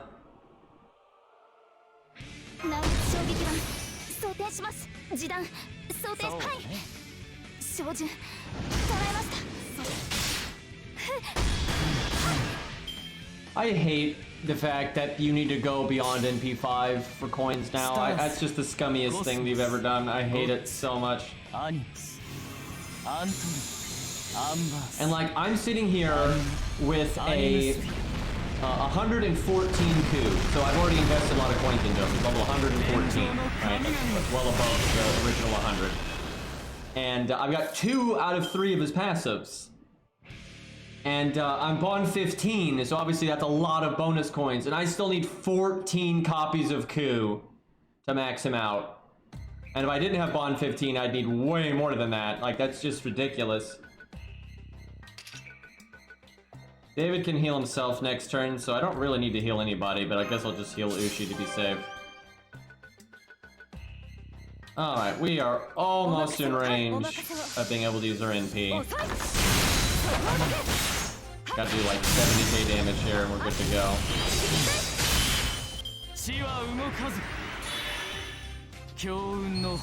Dude, I'm telling you, 3 stars are awful. These suck for the coin system. The only way that they don't is if you're a whale. Because obviously I could whale right now, and it might take a lot of money, but I could get the coup copies, where you couldn't whale right now to get Masashi coins if you didn't already have like enough copies from the past. Now, some people might already have enough copies from the past and have a high bond and boom, they're done, and I already know people like that. But that is the one advantage to 3 stars. But that's not really an advantage because I'm not a whale, so the one advantage to 3 stars doesn't exist for me and doesn't exist for a lot of people. Okay, this, no, it's still not enough. Get him low for the NP. It's gonna be very close. I'm actually allowed to crit now. A little late, but... Yeah, I don't know how the math works out with SQ, but I suspect if I wanted to whale to get 14 copies of Q, it'd probably take like $1,000+, which, I mean, that's just absurd. I'm not spending $1,000 for a fucking 3-star in a mobile game, like, get real.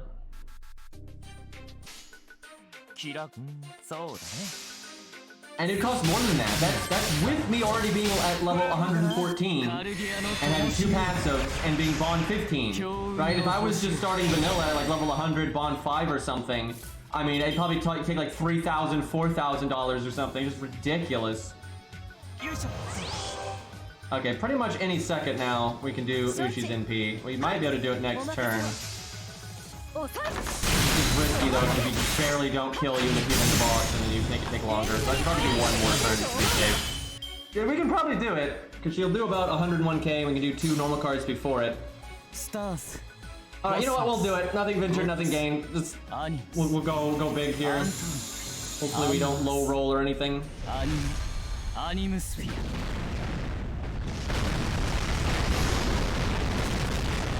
Yeah, if you're an Arjuna Alter fan, you have to hope you'd already... The thing about Arjuna Alter, though, is he's limited. So, let's say you didn't roll for NP6, because why would you think to roll for NP6 back then? But let's say you rolled for NP5, or you saved up for NP5, or whatever, and then you got him to a high bond. Because he's limited, you get more coins per copy. So you actually can get... You probably get way more done with your Arjuna there than I can do with my coup. Even though I've got to be clear, not only my bond 15 and all that, I've rolled a lot. I've rolled basically every opportunity I had, and I had a lot of free SQ saved up, like a lot. And I've rolled a bunch since the coin system, and I'm still so far away from being done. Where if you had like NP4 or NP5, or hell even NP3 got Juna, and you had a really high bond, you could do a lot with him. You'd probably be farther than my coup. Now, you probably wouldn't be finished, so you probably still have to, you know, roll for him again, but you probably would beat my coup. What I wish they had done for low stars was not give you retroactive copies for every copy you'd ever gotten, because over the years, God knows how many of the 3 stars you've gotten, but you should have gotten up to their NP rank.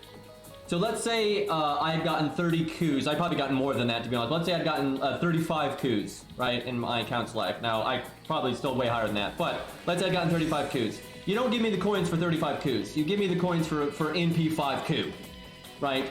And because coup is not limited, and he's not story locked, he's worth less coins. But that's still something, right? Like that's still, it wouldn't feel like I completely wasted my time, right? And that would also be really nice for Mori and those units. I'm so pissed about how they handled Mori and Izo, because he's limited, and I already got him to NP5.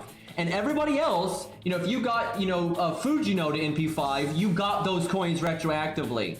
And you got more coins because she's limited. You don't get a single coin for Mori, right? He's fucking limited, and you could get him to NP5, and you don't get a single coin. Like, that's stupid, right? It's one thing to not give you retroactive coins for the FP summon ones. It is completely stupid to not give you retroactive coins for the limited ones. Like, that's just not even fair, because they didn't do that for the gold servants. And the thing is, a limited silver is similar in rarity to like a limited 4-star and stuff like that. So it's not fair at all. It makes no sense. And I don't even think they thought of it. I think they just kind of were, you know, sweeping with a broad brush, if you will, or painting with a broad brush. Okay, let's see if we can do enough damage here. There's actually a chance that we won't, but I think more likely than not we definitely will, especially with that 80% crit. Okay, I'd be super surprised if we didn't do 93k here. I'm almost positive we got this. Woo!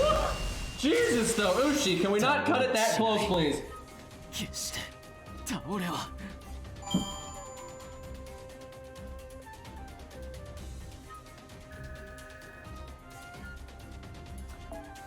35 turns, by the way. And that's with us cutting it close with Ushi's NP twice there. Obviously that team can go forever, it's just really boring. What a terrible fight, man. Wadim really deserves better than that.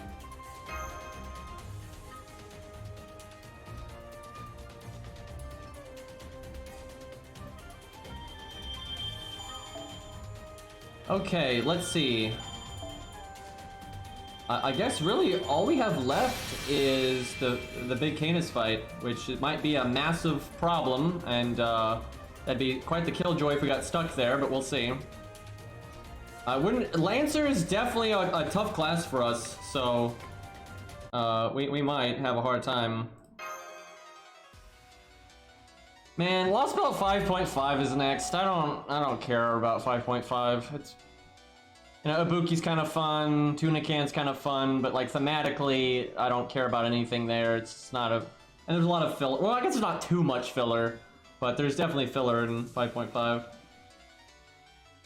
Yeah, I hate how they just got rid of Atlas like that. Like, what a big name in, like, mythology. Didn't even get a design.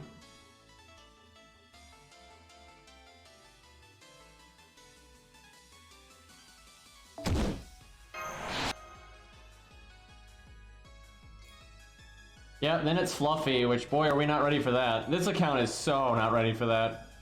Although it does have Ku, which is why I leveled him, because I knew we were going to need it, and we got Asclepius. So it's actually not too bad. I actually think if we leveled up the skills on what we already have, like Chaco Jana could take the role of, what did I use in the video? Percival. You could do Fuma or Chaco Jana there. And if this account got a little lucky, it actually could do the setup that I did, but I'd prefer to improve upon that setup, honestly. But I'm not going to rush off to Lost Belt 6. I'd rather do Lost Belt 6 on the Herc account first, actually, because the Herc account has kind of just been sitting there and we haven't touched it in a long time. You killed Wadim, you bastard. I mean, we just didn't save him, mainly. Still Barrel's fault. I like how fucking Canis is busy fighting Limbo and, like, kind of far away, and she still gets over there before you. It's like, okay. And you had Sherlock and MASH and all this stuff. And like Wadim was at that point, you had kind of, you know, he knew he'd lost, and so he was trying to help you at that point, and then we just kind of sit there, you know, dumbstruck. We're just a bunch of fucking idiots, dude. Yeah, I don't know what Sherlock was doing.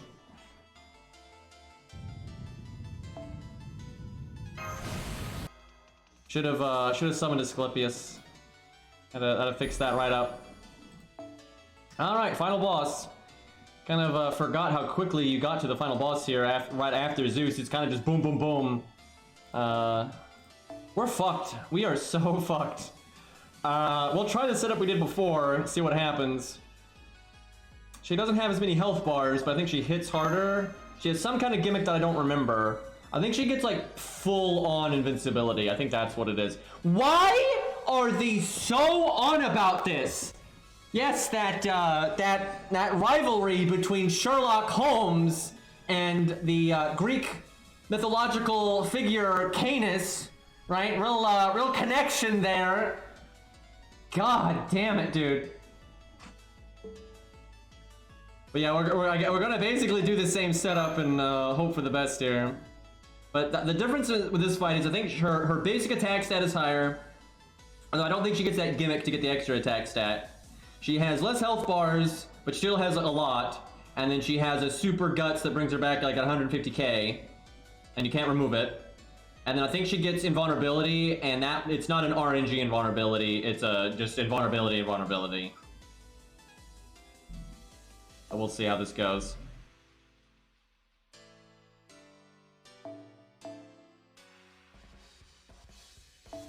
Well, you don't actually have to bring MASH now. I wonder if we don't then. Let me think about that. Because we could bring... Oh wait, no, Qin Gong's not as good anymore because we're not using Beowulf in the front. I could switch to Beowulf in the front, but maybe we don't try anything crazy like that just yet. We could do that, although, you know, NP1, etc., etc. What else is there? Regular MASH would be great. There is George. George had his Bond CE, I would like that.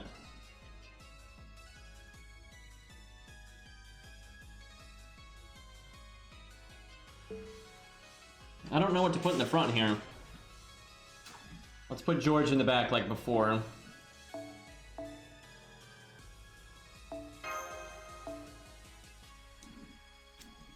There's Martha, like other Martha.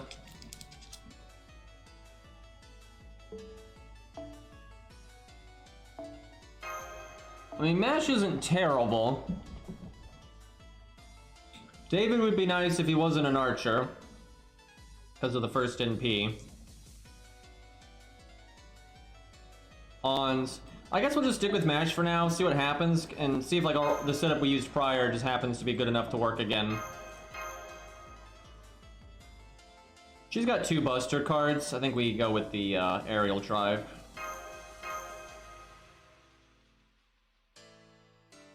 Do I do default instead of anniversary blonde? Because last time we didn't really get to use it, but that was kind of because we had excess value. I'll try default.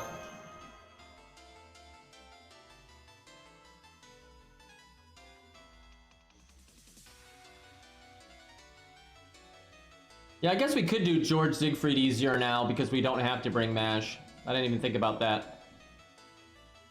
If Siegfried was NP2, that would absolutely be worth it. I don't know at NP1. Olympus を制したものよ。その力、その決意。一時のものでないことをこの俺に示せるか。システムオールチェック。大丈夫ですから。マスター。I guess she does have the attack up thing, at least right now. I did not remember that. I guess I art chain. Maybe I shouldn't have done that. Oh yeah, I think Canis, part of her passive is she has resistance to NP seal. Pretty sure that's a thing. It's not even that they didn't know what to do with her after this, it's that it's a different writer and they didn't want to have loose ends. That's the reason. Because honestly, a lot of the other stuff, like for Lost Belt 6, was probably already being written while they were working on Lost Belt 5. So, and they didn't, by the time they got to the end of writing Lost Belt 5, they didn't know Canis was so obviously going to be a survivor and everything. So it just doesn't sync up. That's why a lot of stuff like that happens with like, all the stories being very self-contained, not affecting each other very much. The only things that affect each other are things that they know in advance are going to be reoccurring, like Sherlock and Da Vinci, etc.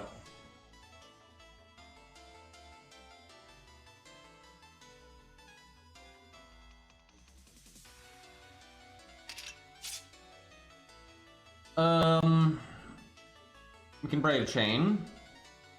We can Star Bomb, but we made 0 stars last turn.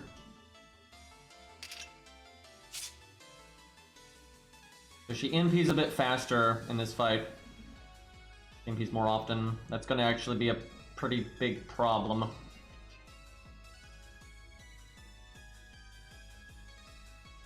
I wonder if I could Guts and then have Guts come back by the time I need it at the end. Let's find out. I guess we cast this, but it's not likely to amount to much. I could NP and Quick Chain. Nah, I think I do that. Wait. Okay, I'm gonna cast this because I want it to come off cooldown by the end. Alright, just get lucky, Forehead. I want at least 1 crit here. There you go. Oh, how about that? Oh, just, yeah, triple crit. We deserve that, chat, totally. No, good RNG there, I mean. I guess I don't need an NP now. Oh, no, though. Dude, look, MASH could do so much damage with her first skill. Because I could do this Buster card. Which gives her the first card Buster bonus, then I could do the NP for the Divinity stuff, and then just, oh my god, we could just rock the next health bar, but we didn't break, so no good.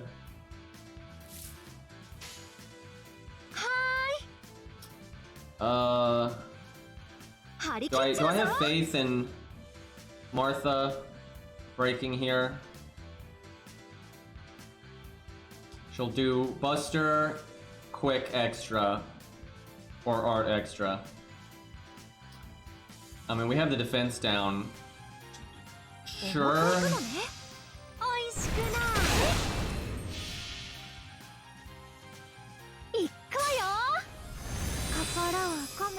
That makes no sense. Like you don't give characters screen time because we've had screen time. Like there's literally no artistic integrity there. The reason Canis shouldn't die is because she obviously wants revenge for Wadim. She literally has the ability to move between Lost Belts, and she literally has the ability to make contracts with her masters because she's already done that. There's no world, like that is so putting the cart before the horse, that's stupid. Like, just saying it's your opinion doesn't mean anything. That's irrelevant. That's just dog shit, right? You're not making a point. You're not clarifying. You're not justifying it. That's just, anyone can say that. I can say the sky is green, and that's just my opinion. That doesn't mean anything. Like, everybody can say that, right?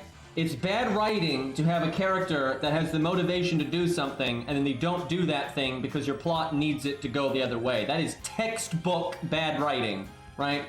That's why when you look at stories that, you know, don't do that, and they actually have good foresight, and they plan things out, and the characters behave naturally, it's generally praised. You know, a big complaint a lot of people have with a lot of stories, like, I don't know, Last of Us 2, for example, is just the fact that the characters, their character doesn't really matter. Their behavior just changes on a whim to meet the needs of the story. That is bad storytelling, right? There is nothing in Canis' character and anything that's happened up to this point that makes any sense with her just dying here for no reason, especially when she's so connected to Wadim and he just died horribly to Beryl, and, you know, she obviously is going to want revenge there. She's already shown to be okay with working with Chaldea. Wadim's dying wish was to work with Chaldea. When he's dying, she asks him, like, what his, you know, wish is, and that's his dying wish. And then her response to that, because the story doesn't know what they're doing, and they don't want the writer's staff to cooperate here, is she just gonna go kill herself. Like, what?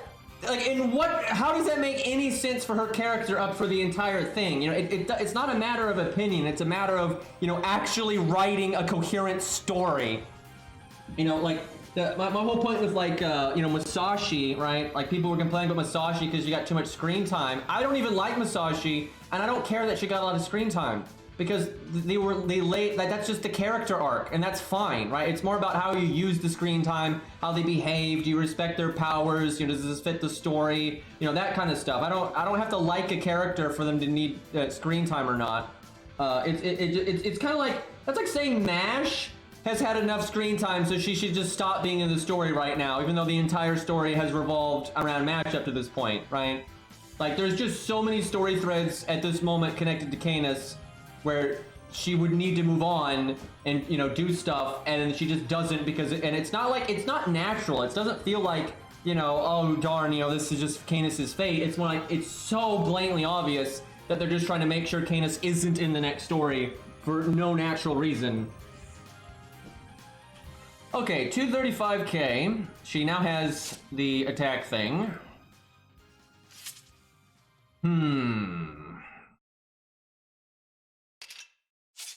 NP next turn. Mash has no crit chance, but maybe I do her Buster thing just because I don't think we're gonna get a crit chance anytime soon. Yeah. This is kind of a sad turn right here, but I don't see a better turn happening anytime soon, so might as well get the cooldown ticking.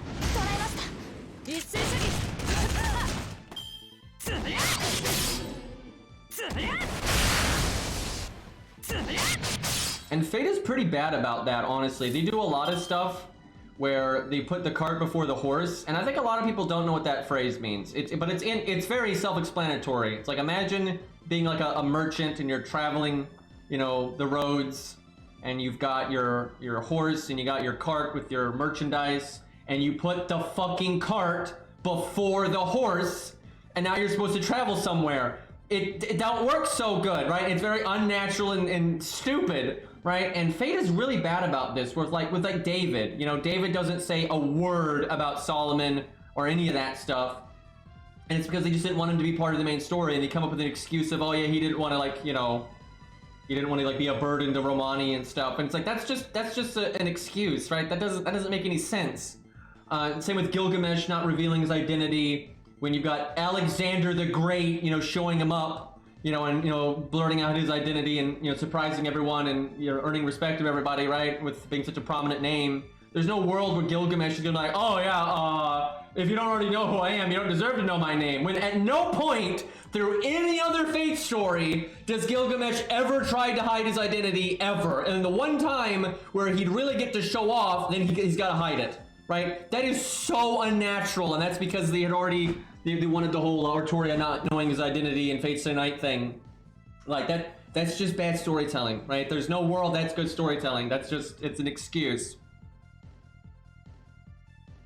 Okay, got a Brave Chain, not a particularly good one. We're gonna get NP'd. Do this and this. 共に戦おう Now, I could save Martha, but, if she was 10-10-10, I might heal her Innovator, and then Mash can taunt next turn, and then you've gotten enough time to get your skills back. Because they'd be 2 turns sooner to being back, and then with all those turns of survival, they'd be back. But because her skills aren't ranked up, it's not really an option, it's not worth buying her those 2 turns, it's not enough. So I think we, skip it. Yeah, I've talked about this before, and of course everyone's allowed to have an opinion, right? I'm not the dictator of the world, and I'm not going to stop someone from having an opinion. I couldn't stop someone from having an opinion, right? I'm not the thought police. It's not possible. But having an opinion doesn't mean anything, right? That's just okay. You have an opinion. That's a non-starter. That's like saying the sky is blue or whatever. It just doesn't mean anything, right? If you have a disagreement in an opinion, saying you have an opinion, it's like, okay, right? It's like you're in a sword fight. You're like, I have a sword. That doesn't win the sword fight, right? You gotta now win it doesn't mean anything. No one is questioning other humans' abilities to hold opinions, right? We got that. Beside of like a few, tyrannical dictators, most people are aware that other humans have opinions, right? They got that far. But if there's a disagreement in opinion, you either, it's like, I don't want to talk about it, or you don't bring it up in the first place, or you clarify your opinion, or you explain your opinion. You don't just say you have one. That doesn't amount to anything. Because anybody can say that, right? I mean, about anything. I could say, I believe in the stork theory about how babies are born, and then someone could be like, that's nonsense, and I can say, well, I have an opinion. It's like, okay. It's like, that doesn't actually, progress, the stork theory, if you will.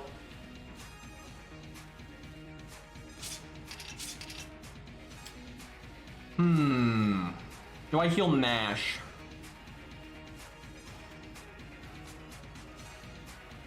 I think Sherlock is next. Yeah, I guess wait. I want her to live to the next NP. So yes, I heal Mash. This is a good song. It's from Enter the Gungeon. I've never played that game, but I've watched it. And I have so much respect for that game. You can tell the developers just really had fun with it. It's got a lot to its gameplay. There's a lot of options. And, it's named Enter the Gungeon, right? And everything's a fucking gun. It's incredible.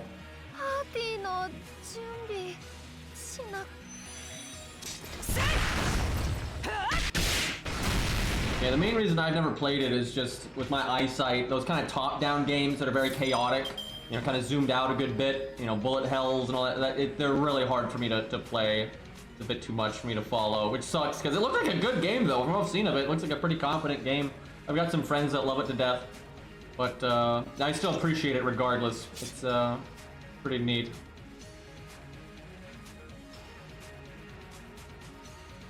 Like, they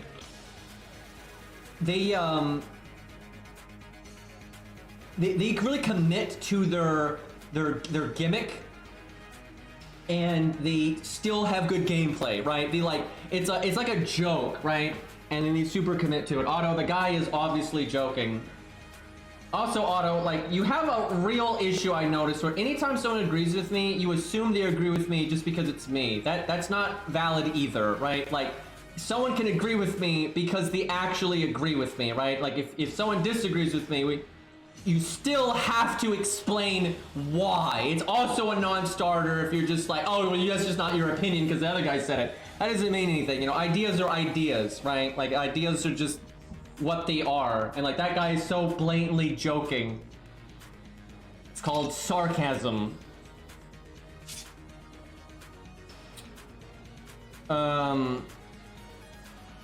Let's see. So she is pretty safe here because you have damage cut. Boss has crit up, though. We can remove it. NPCL is basically useless, so save the star bomb. I want Sherlock to die to the next NP. So that means I want him not to die before that, so I might as well do his evade now. And then we shall, I guess, quick change. Yeah, that's actually really good. If I can get Sherlock and Mash to die at the same time, and we do, that's basically what it was like before. And then George comes in here, and we're smooth sailing.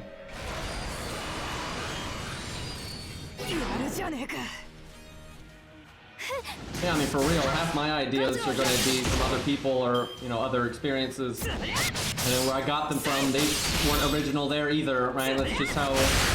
Good luck having an original thought in 2022, by the way. Kind of been used up. Although actually, you can still, there are, I guess, ways for original thoughts even today, especially when new things get developed, right? Because, like, if you develop new technology, there's going to be new opinions about that technology, and that technology's never existed before. So, you know, there still is, you know, innovation in that way. But most basic, you know, concepts and whatnot have long since been, you know, every which way someone's had an opinion about it. Okay, really good chance to crit here. Mash, though, with the one turn on her Buster, and I could do this, if she had that, I could do the first skill. I guess I shouldn't have done it earlier, because I didn't really think about Sherlock Starbomb. That'd be so good if I could get her to crit here. We'll still just go for it later. We've kind of slowed down dramatically here.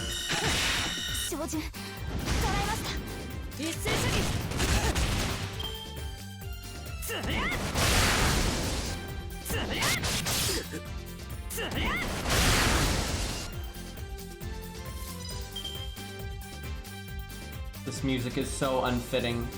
This is like magical space adventure with this music. Like, it's so unfitting, dude.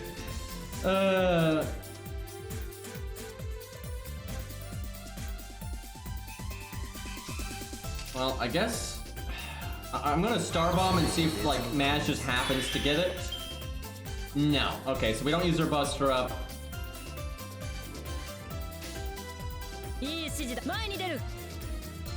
Please crit. Oh yeah, we still got like the 150k guts to get through and the invulnerability nonsense, which means I would really like it if Sherlock could get his NP here.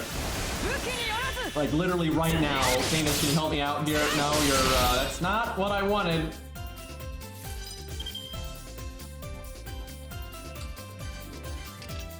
That was not ideal. Do this. Yeah, we're gonna break next turn.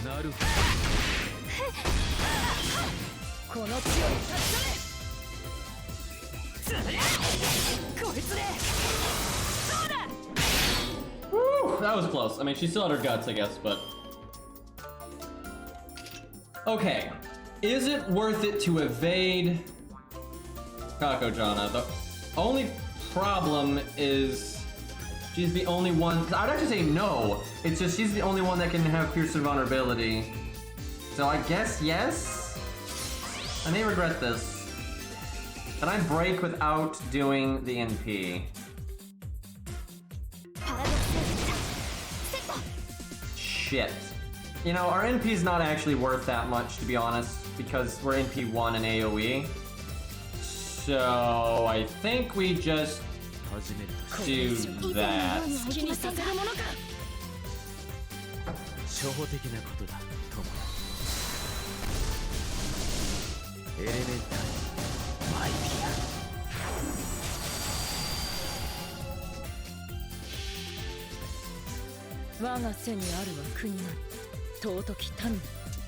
Yeah, rip Olympus, by the way. Watch this do like 32k somehow. I don't think that's possible, but like 40k though was not that much overkill. But I was like, because of the defense down, surely we've got that.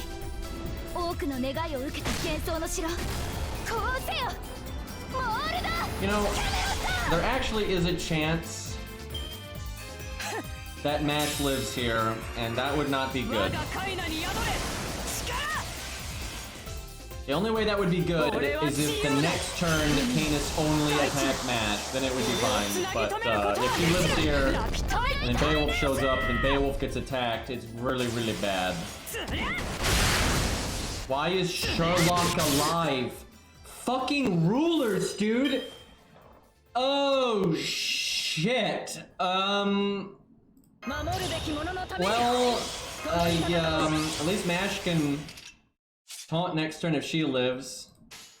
That did not work out the way that I wanted it to. Just kill Sherlock now, please. Actually, could you kill Sherlock and Mash? I think that would be the ideal thing. Oh no. Okay, that's good. Now kill Mash. Okay, it's okay. It's okay. She can taunt. If anything, that's better because I kind of get a free turn with the taunt. Is it worth healing Choco Jana? I don't think so. The only problem is I don't see where I'm going to heal ever at this point. I mean, she could get her health back. I just don't know if that's a good thing. We kind of wanted to solo with Beowulf at the end here. Well, I'm never casting it again, so I don't actually need to cast it right now. The cooldown's irrelevant. Does she still have Pierce? Yeah, she still has Pierce. I can't remember how this... Okay, that invulnerability was actually hit-based. So she essentially has 300,000 health left, but it's kind of like 2 health bars. Right, Mash doesn't die there. Oh, fuck. Oh, this is all getting very weird. Got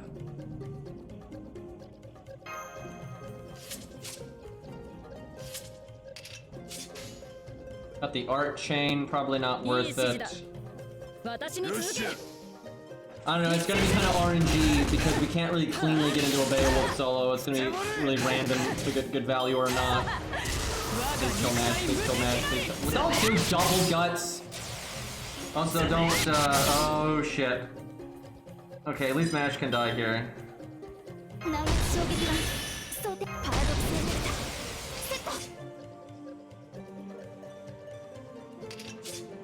Heal down. Do I go for that Mash crit? It's 40%. Why not? If it happens to work, it's super good. Well, the boss does have damage set right now. Nice, okay, that was good. Good way to exit the field, get a little bit of value right there. I completely forgot about George. Oh boy, I think we invulnerability Beowulf. Even though she's at 85% and could definitely get her NP again, I'm pretty sure we do it like that. Is there any reason to taunt on George? I don't think so, because Beowulf has this, so if he gets attacked, it's actually a good thing. So we wait. I guess I'll do a quick chain, because we can Star Absorb on Beowulf next turn. Alright, this is looking good. It was a little shaky there until George showed up. He could have attacked Beowulf a million times and he could already be dead and stuff. So it's looking alright. Kind of weird throwing Choco Jana away like that, but more reliable for our damage. Unfortunate that she triple attacked George when Beowulf had the invulnerability. I wanted him to be attacked, and then George takes all the cards. What the god damn it! Like we could still have like invulnerability left on George if that didn't happen, and then Beowulf could have more NP gain. You know, then Beowulf could actually do damage right here. Remember when I made stars and I'm like, I'll make you know, Beowulf Star Absorb next turn? But yeah, not a lot of point in doing that now. Thanks, George. Don't worry, guys. George is gonna make more stars for us. Totally the same as a quick chain. You know, 7 stars right there. Okay, now Beowulf gets cards. I guess we heal on... I could heal on George, even though I get heal down, but it probably still proc guts right away, so I don't think we bother. I don't have a Buster Chain on Beowulf. I only need to do 48k though. We have the attack up. How best to spread this out?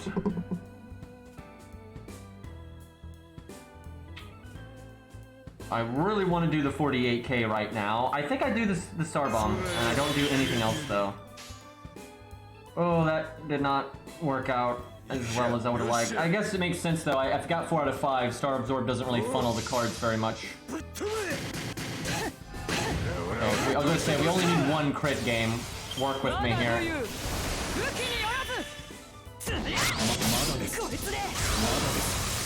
Okay, George will die here. Beowulf got a decent shuffle. That's really good, because now the deck's gonna go to him having the whole thing. So, if it had shuffled there and given it all to George, that'd have been rather frustrating. I guess I just go for an NP. Either that, or after this turn I just go BBD. It's not that much help. I would say ultimately this is almost exactly the same difficulty as the fight before. They're very similar. Maybe a little bit harder, but I don't know. Good music though.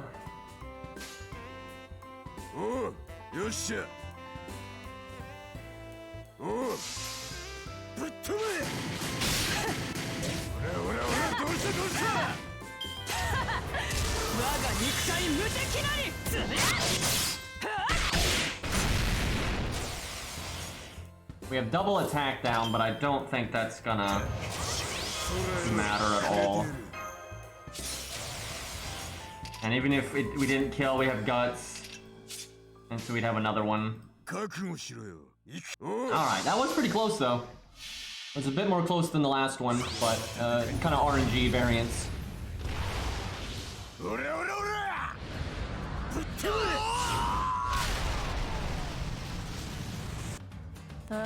Alright, well, we have beat Olympus. That went better than the other fight though in terms of attempts, just because we'd already figured the team out. And if we had done this fight first, we would have struggled with it. Yeah, that music, nothing about the music that's been playing has been even remotely fitting for any of the stuff going on right now. Good song though. Yep, that is my favorite content in FGO though, is some 5-2. At no point during any of that did I feel like we were doing filler, right? It was just fights. It was just good fights, boom, boom, boom, lots of bosses. You know, it's a damn good time, man. Good music. I really wish that was the formula for main story going forward. But Lost Belt 6 was the complete opposite of that, where it was just so much filler. That, though, I think is Natsu. Natsu just, like, when he wrote Babylonia, there was just so much fucking filler in it.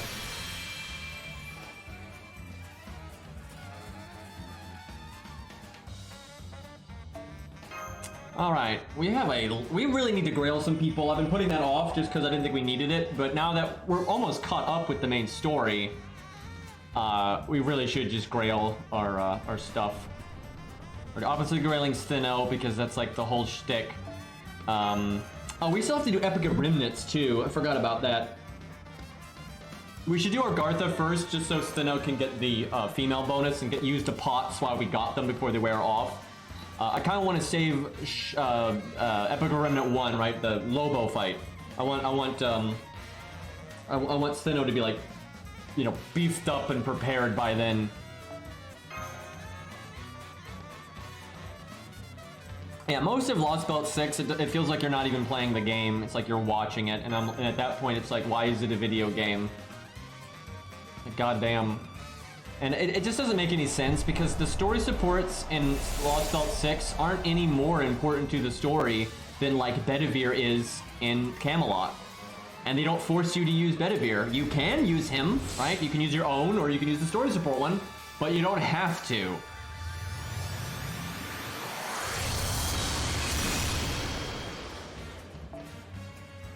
Oh, shit. Good thing I didn't turn the in-game music back on. I thought about it, but because if I had, we'd have the copyright nonsense. But yeah, you can get a visual copyright from that as well, so gotta hide the screen. You can't skip this. You can close the app and restart the app. That is one thing you can do. But we'll just let it play here. Yeah, it's the second opening for Epic of Remnant, and they already made like a third one. So it was only for like Lost Belt 6, really. It's kind of silly.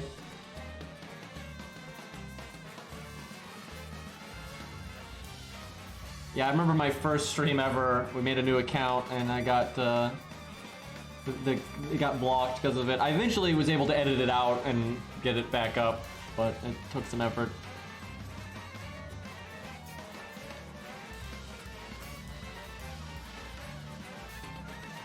I do wonder though what they're gonna do with the dot. It kind of sucks though because we pretty much always get a story at the end of the year, and I think Lost Belt 7 is going to be the end of this year. So we have a year before Lost Belt 7. And what really sucks is because we really didn't get a main story at the end of this year. We got a side event, you know, that's not even a main interlude or anything like that. So they kind of just didn't do a main story at the end of the prior year. So we still have to wait for them to do the dot thing, and that'll probably be next in like 6 months or whatever. So there's just going to be such a long gap of main story, like no main story. But they seem to have kind of done that on purpose with, you know, with not doing anything at the end there. So yeah, we're going to probably have to wait like 4 to 6 months, I suspect, to go to the dot, and then, you know, wait several months after that to actually get to Lost Belt 7. And then let's be honest, Lost Belt 7 is probably not going to be a one-parter, or there's going to be a story after or whatever, right? There's going to be something. And how they might do both. They could do like somehow the playlist, it does this every once in a while where it'll play a song and then it'll go like off the rails and like start playing things that aren't even on the playlist. I found that because what it just did was it played Bakano's theme and then it started playing another version of Bakano's theme that's not even on the playlist. Anyway, yeah, there could be like Lost Belt 7 Part 1, Lost Belt 7 Part 2, and then Solomon type event at the end or whatever, right? There's just so many things. I suspect we're not getting to the end of the Lost Belts until the end of 2023. That is my guess. That is at the end of 2023 is when it's going to wrap up. Or the end of 2022, but I have a feeling it's going to be the end of 2023. They have a habit of dragging this stuff out.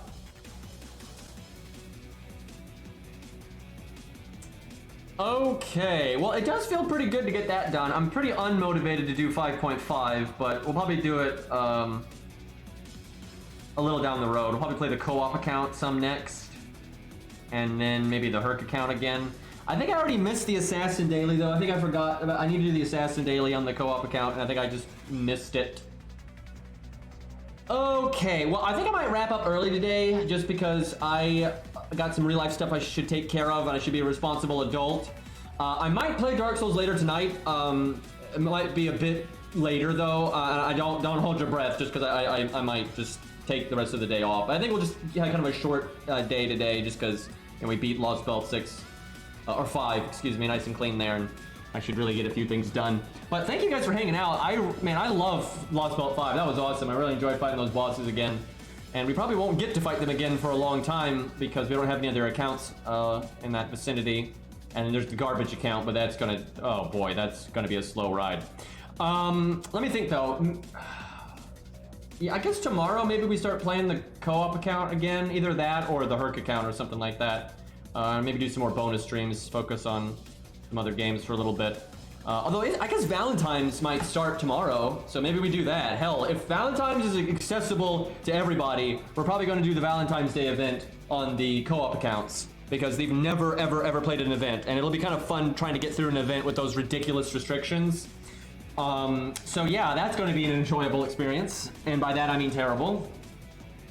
But yeah, thank you guys for hanging out. Let's see if there's someone we can raid real quick. I would raid Cairo, but I think he already raided us when we were offline, so that's not going to happen. Here we go, Stheno. We'll raid Stheno. That works.